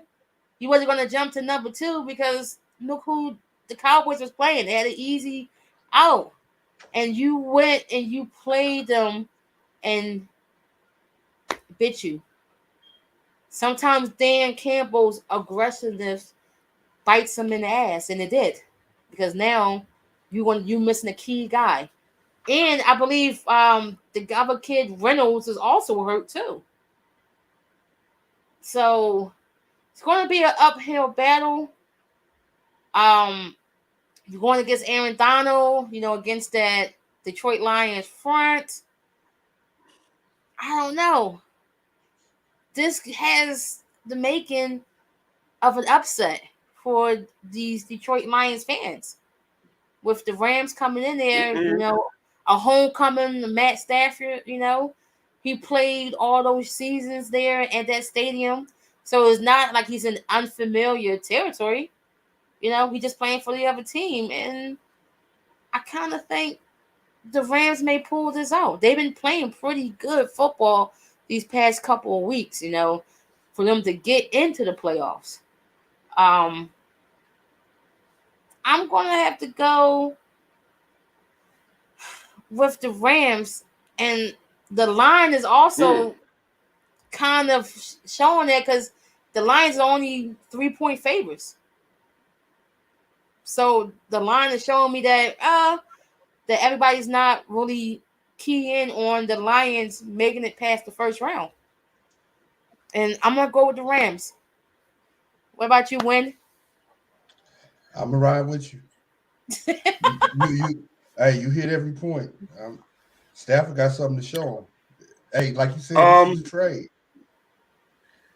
I'm going to ride with the Detroit Lions. This is why I talked about them last year. Mm-hmm. This is the spot that they, this is where, you begin to see was all that was worth it. The Hutchinson draft pick, the Goff signing, the things of that nature. So for me, this and that. Yeah, I mean, even sticking with Dan Campbell, you know what I'm saying? So for me, I'm gonna take the home game. Ford Field should be rocking. You know what I mean? It should be, yes. 8:00 Sunday night. Ford Field should be rocking. It's gonna be crazy for Matt Stafford if the Detroit Lions fans give him the hospitality that I think that they're going to give him. It's going to be a rough time for them. But then the Lions again, they have to. I said, no, I was saying Detroit. They got to. They got to show Matt Stafford some love and some respect. You got to give him some love. I don't see why. For what? For what? What did he do? What did Matt Stafford do? Listen. That's just me. I'm like, it's not like Matthew Stafford took them to division titles or even had them playing. It wasn't all Matt's fault. It wasn't all Matt's fault. No, it wasn't Browski. It wasn't at the end of the day. But he's on the opposing team now. Yes, he is. So they're gonna, you know what I'm saying? He's on the other side now. So again, at the end of the day, when you talk about Aaron Donald, Jared Goff is going to need to be protected as well. You know what I mean? Yeah. So again, this is going to be a pretty evenly matched game. Do you think the spread is low? The number on this game is low because of the way the Rams have played the last few weeks, or do you think that's mainly because the reason why the spread is so low? And even though the Lions at home, you would think that maybe they're playing the Rams, it would be like maybe at least a touchdown favorite. Yeah, I thought it'd be at least 7 to start out, this week, and it's at 3. Yeah, I think it's 1, and I also think it's also Jared Goff is unpredictable. You don't know what Jared Goff you're gonna get. It could be Jared Goff. He go out there and throw 3 touchdowns, or you don't know what Matthew Stafford you're gonna get. But I'm just saying, or Jared Goff that going to throw you 3 picks. If you who do you trust more, Jared Goff or Matt Stafford? Right. I don't trust either one of them. I don't trust either one of them. Either one of them. But if I had a gun in my head and I gotta pick one, I'm gonna pick the guy that won the Super Bowl, Matthew Stafford, that I've seen throw several touchdowns.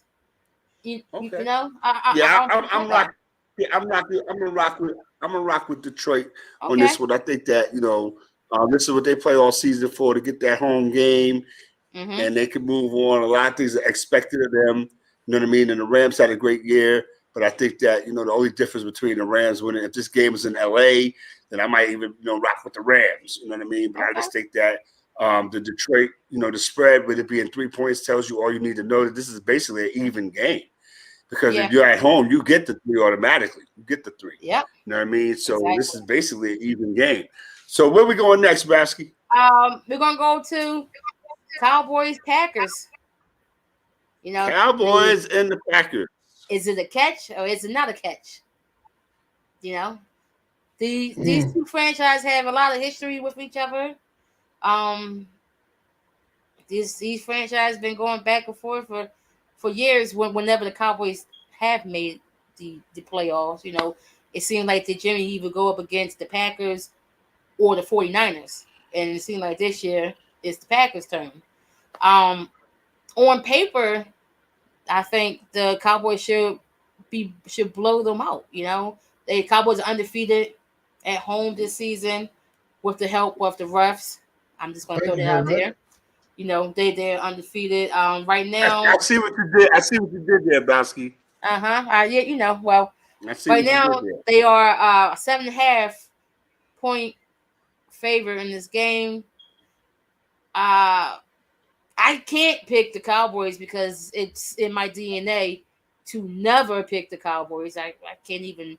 I can't even bring. I can't even bring anything positive to the table. Amen, sister. Concerning the Cowboys, but let me speak on the Packers. Because this season has been up and down for Jordan Love. Week after week, he's trash. He's good. He's trash. He's okay. Right. They're in the playoffs. It's never nowhere in the middle. It's like either he's good or he's bad, and he's good enough that he got these Packers in the playoffs. Right. 9-8. The season as a first time starter in Green Bay. With Matt LaFleur. So I gotta show him some love. They young wide receiver core.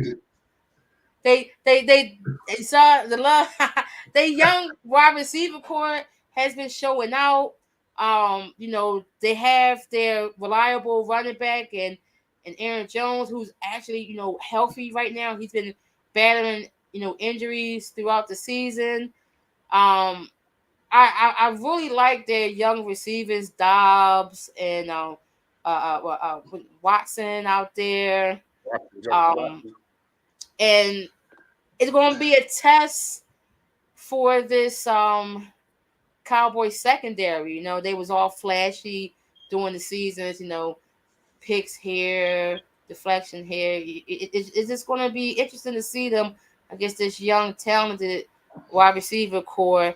and to see how Matt LaFleur is going to game plan against this Dallas defense. Is Dan Quinn head already looking to be a head coach, because his name has been floating around, for potential head coaching jobs throughout the league.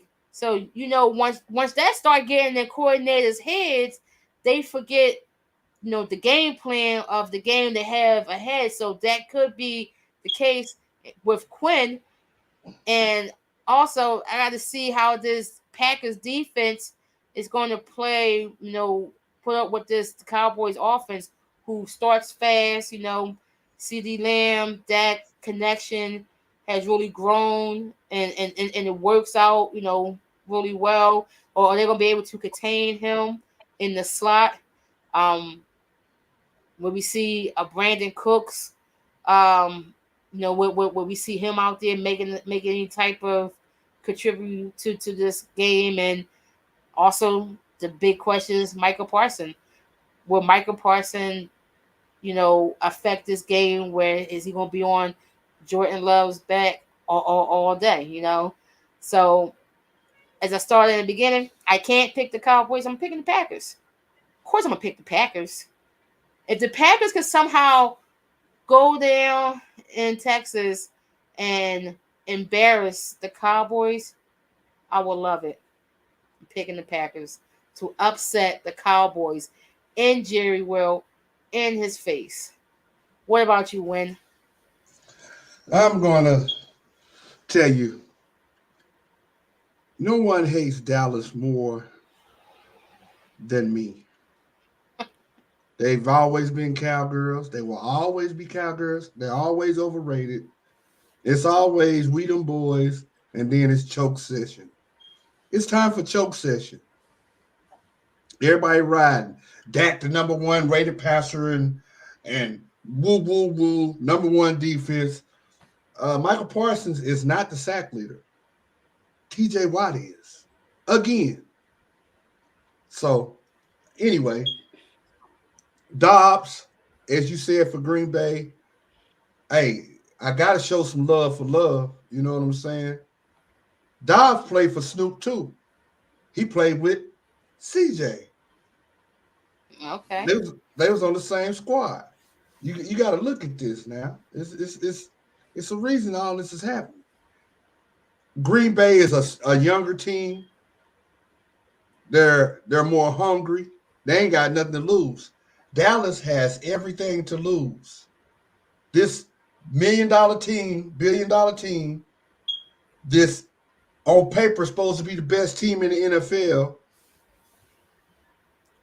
they got a lot to lose. Jerry Jones even said himself in the interview, we'll see. They asked him, how long is coach going to be coach? He said, we'll see each game. How we do. Yeah. How we do each game. They lose this game, I don't think he's out of there. He's out of there. They lose the next game. He's out of there. He's coaching from game to game. In other words, Jerry's telling him, if we don't win it all, and lose this game, it won't be no next game. That's right. But I'm saying Jerry's giving him an ultimatum. If we don't win it all, you out of here. You know next game. You got to worry about. You don't have to worry about. You can't worry about this game. Yeah, it ain't gonna be no next game, fool. I'm running with Green Bay. I'm with you on that, Browski. And I can never pick Dallas. Listen, man. Browski brought up the point. They play, in the Cowboys and the Packers. She couldn't even bring herself to even say, the Cowboys are going to even show up. You know what I mean? I'm gonna say this. The Cowboys give it to us every year. They talk all of that and get themselves gassed up, and it's excuse time when they come up short in the playoffs. But I think that this game right here, they're gonna win. I think the Cowboys are gonna win this game. I think the Cowboys might win it going away. I think that Jordan Love and the Packers, for them to even, have a chance against Dallas, I think that they're gonna have to play a perfect game. You Mm-hmm. know, I'm gonna count on Dallas to make the bad penalty rather than Green Bay. You know what I mean? I would count on Dallas to give up the first turnover of the game. You know what I mean? Rather than Green Bay. But what Green Bay does with that momentum is the question. You know what I mean? Can Jordan Love turn? He's gonna have to. Those drives where they definitely keep the Dallas offense off the field. Those 6-7 minute drives can't Mm-hmm. end in field goals. That's a no. Those 4 or 5 minute drives where you control the ball, you're moving the ball downfield. You're gonna have to put the ball in the end zone some kind of way. You know what I mean? So I think that'll be a thing that the Packers are going to be looking at. I think and put pressure on the Cowboys, take the Cowboys crowd out the game. You know what I mean? Come up with a big turnover, make a big play early. You know what I mean? But I think at the end of the day, I think CeeDee Lamb's going to probably come up big. You know what I mean? A lot of weapons at Dak Prescott's disposal. Is this a referendum on Mike McCarthy? It kind of sort of is, because Windwalker was like, Jerry Jones is like, we'll see. He's not putting nothing definitive behind that. He'll say, we'll see. You know what I mean? It better So be his again, old when you talk team. about like, yeah, you know what I mean. So again, this is another, welcome back or full circle moment. You got a lot of these going on in Uh-huh. these playoffs and everything. But I think that, yeah, man, the Cowboys are going to win, and I think it's going to be, maybe 10 to 14 point victory for the Cowboys. Where we going next, Okay. Browski? Oh, we going to good old Buffalo and Pittsburgh Uh-oh, Steelers. uh-oh. And listen, Oh, yeah. we got like 9 minutes left, man. So we got to get these I, two games out the way in so 9 minutes. here we go. Buffalo, Pittsburgh. I gotta go with Buffalo. I gotta go with Buffalo. I'm sorry Go to with win. them. I'm Go with sorry to them. win, but Go with them. without TJ, I feel like Josh Allen gonna have some time in the pocket. Boy, we still got Highsmith. We still got other players, brother. Hmm. I We know you're got. We going got. to pick. Hey, I'm gonna tell you. I'm gonna tell you the truth. Even the That's how betters are fast. going. Even the betters are going with Buffalo. We're gonna let the chips fall where they lay. We ain't got nothing to lose. We ain't even supposed to Buffalo be 10 here. points. They got a 10 Okay. point favor. Okay. Well, don't bet on that 10 points. Oh, I Okay. ain't. Go I'm ahead, done. Left. I'm done. I ain't got nothing to say. I'm going with the Steelers. Go ahead, Left. Uh, are the Buffalo Bills going to cover on Sunday afternoon? Nope. Probably. I think that I think the Buffalo Bills are going to stomp the Steelers out. I think the Buffalo Oh Bills. shit. This is going to be the Buffalo Bills all day. It's going to get ugly early. I Oh think that the Lord. Buffalo Bills are going to have 2 touchdowns on defense. Okay. Wow. Two defensive Okay. touchdowns. Yeah, I because think Mason it's Rudolph going is starting. to get bad. It's going to get bad for Okay. Pittsburgh. That's what I think. Yeah. Okay. I think it's going to get And bad for them. You know what I mean? All right. in the Thank you And grand very much. finale it's just game. the fact that they're gonna be lamenting the fact that TJ Watt is not playing. And that's what I'm gonna say about that. Yep. Mm-hmm. And now we go to the grand finale of all finales on Monday Yeah, night yeah, man. Yeah, when these let's go, Eagles Browski. come up, go down to the Tampa Bay, and come out victorious. Fire the cannons, Once baby. again, Fire the cannons. You heard? you know, once again, we will come out victorious. Um, I gotta rock with my Eagles, no doubt, all day. Of course. It should be a tough game. I think it should be a very entertaining game, and I think it's going to go down to who controls the ball the most and who not making stupid penalties. And hopefully, we can get back on track of our winning ways and play typical Eagles football, which means that we will walk out of there victorious. Go ahead, Win Walker. What do you say? I'm riding with Raymond James Stadium. Fire up the cannons. I think y'all are on a downward spiral. Y'all not playing y'all's best ball right now. Y'all in a slump. And you know whose fault I think it is? Jalen Hurts. He trying to do too much. And it's your coach's fault. They should have saved them players for that game the other day. Now you got a specific safety out. That's one of y'all's leading. It's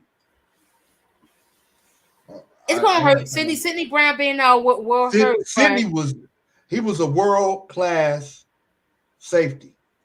Yeah, I mean, he was raw. I want to say world class. He's young, raw, but he was around the ball a lot. I like him. And he's in on plays. Yeah, and I watched him play. He gets in there. He's not scared. Yeah, he's around the ball a lot. It's gonna hurt. Now, on the flip side, you ain't got him. Evans is finna go crazy. They're gonna put him in a slot. They're gonna put him on the wing. They're gonna, man, come on, man. Baker Mayfield gonna run the ball a couple times. I'm telling you. All right. They finna do RPO City on y'all's ass. All thing I know, come Monday, there's gonna be only one Pennsylvania team still in the postseason, and that's gonna be the one in Philadelphia. No. Go ahead, Les. Monday Night Football will never be the same after Monday.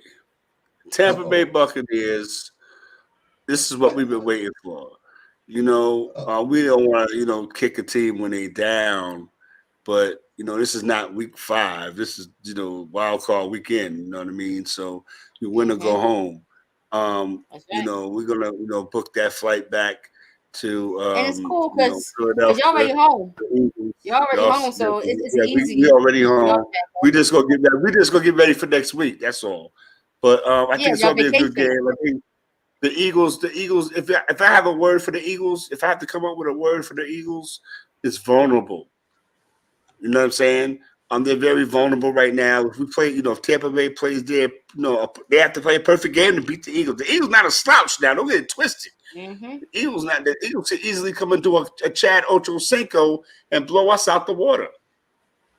You know what I mean? So again, at the end of the day, I think that if everything holds true to form, it's going to be a close game. It's going to come down to the wire. Tampa Bay is going to make some kind of mistake. It's going to be some kind of turnover. Baker Mayfield is going to look crazy.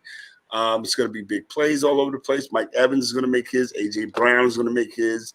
It's going to be a couple plays on defense. It's going to be made.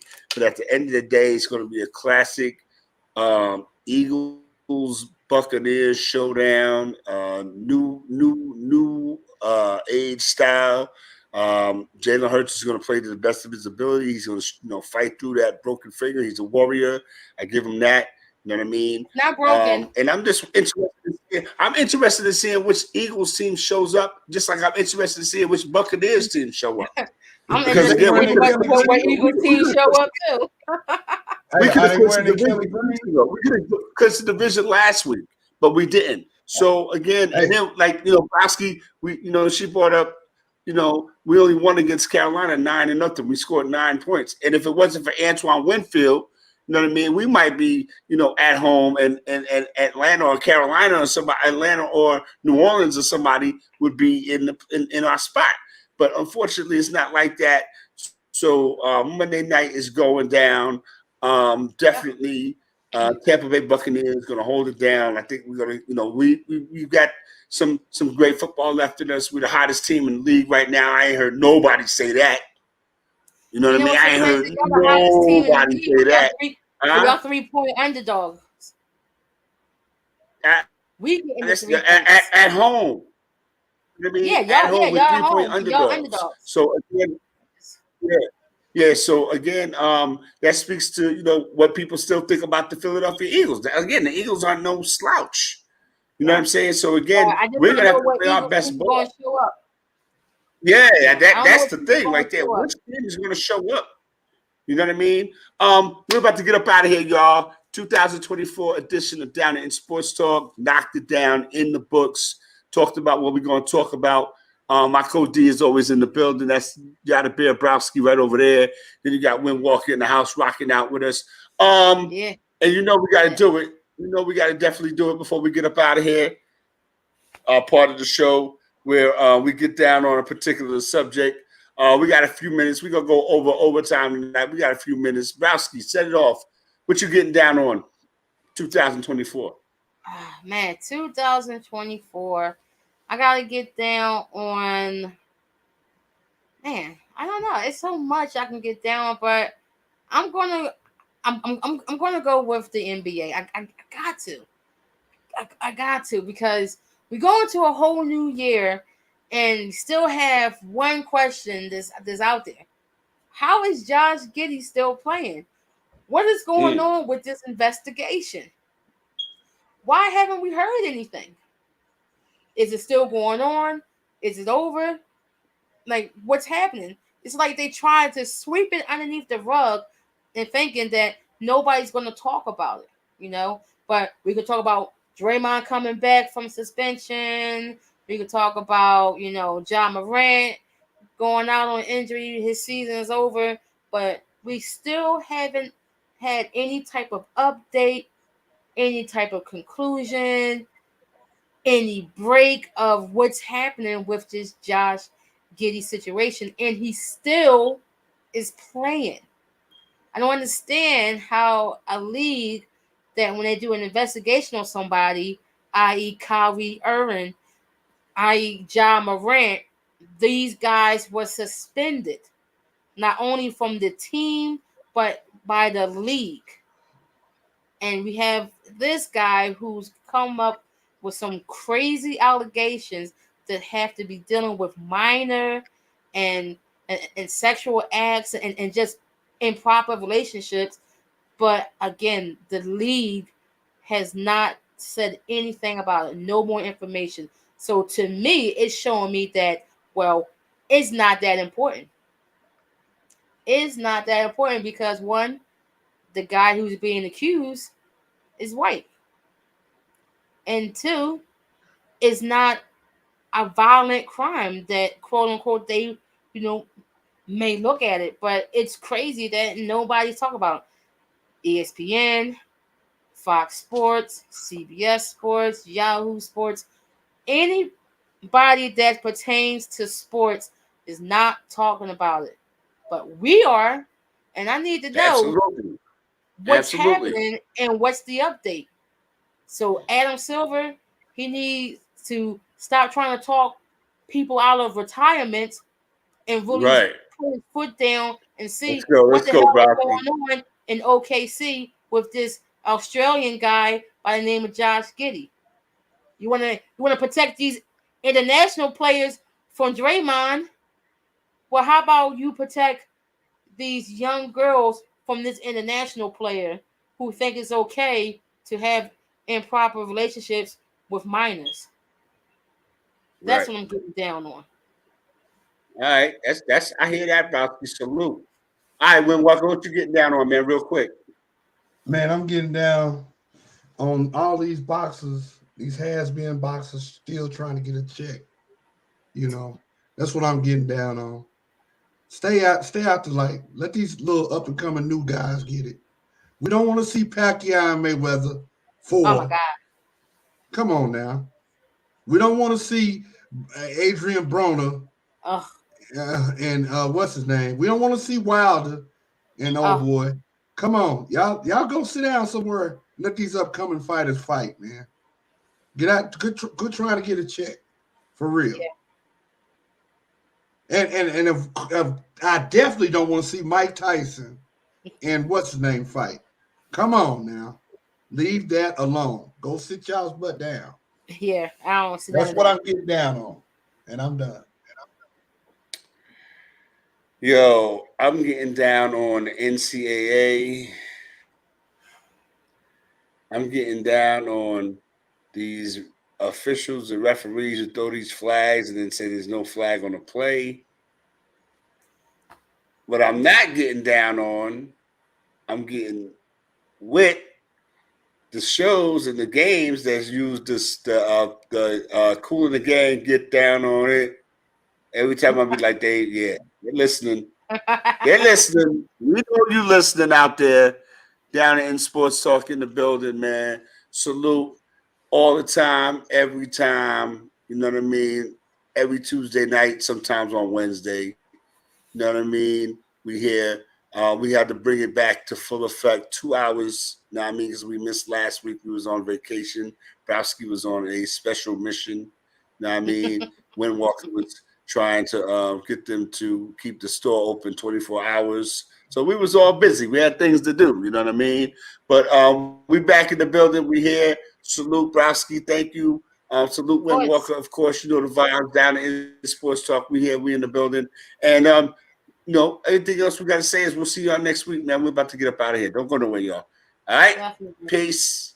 Peace. Stay strong. You know what I mean? And do what you do, man. All right? And celebrate MLK Day the right way, y'all. All right? Tampa Bay 25, Eagles 21. Peace. Eagles 28, Tampa Bay 24. Peace. Steelers 19. Steelers 19, Buffalo 9. That's a lie. That's at 10 points.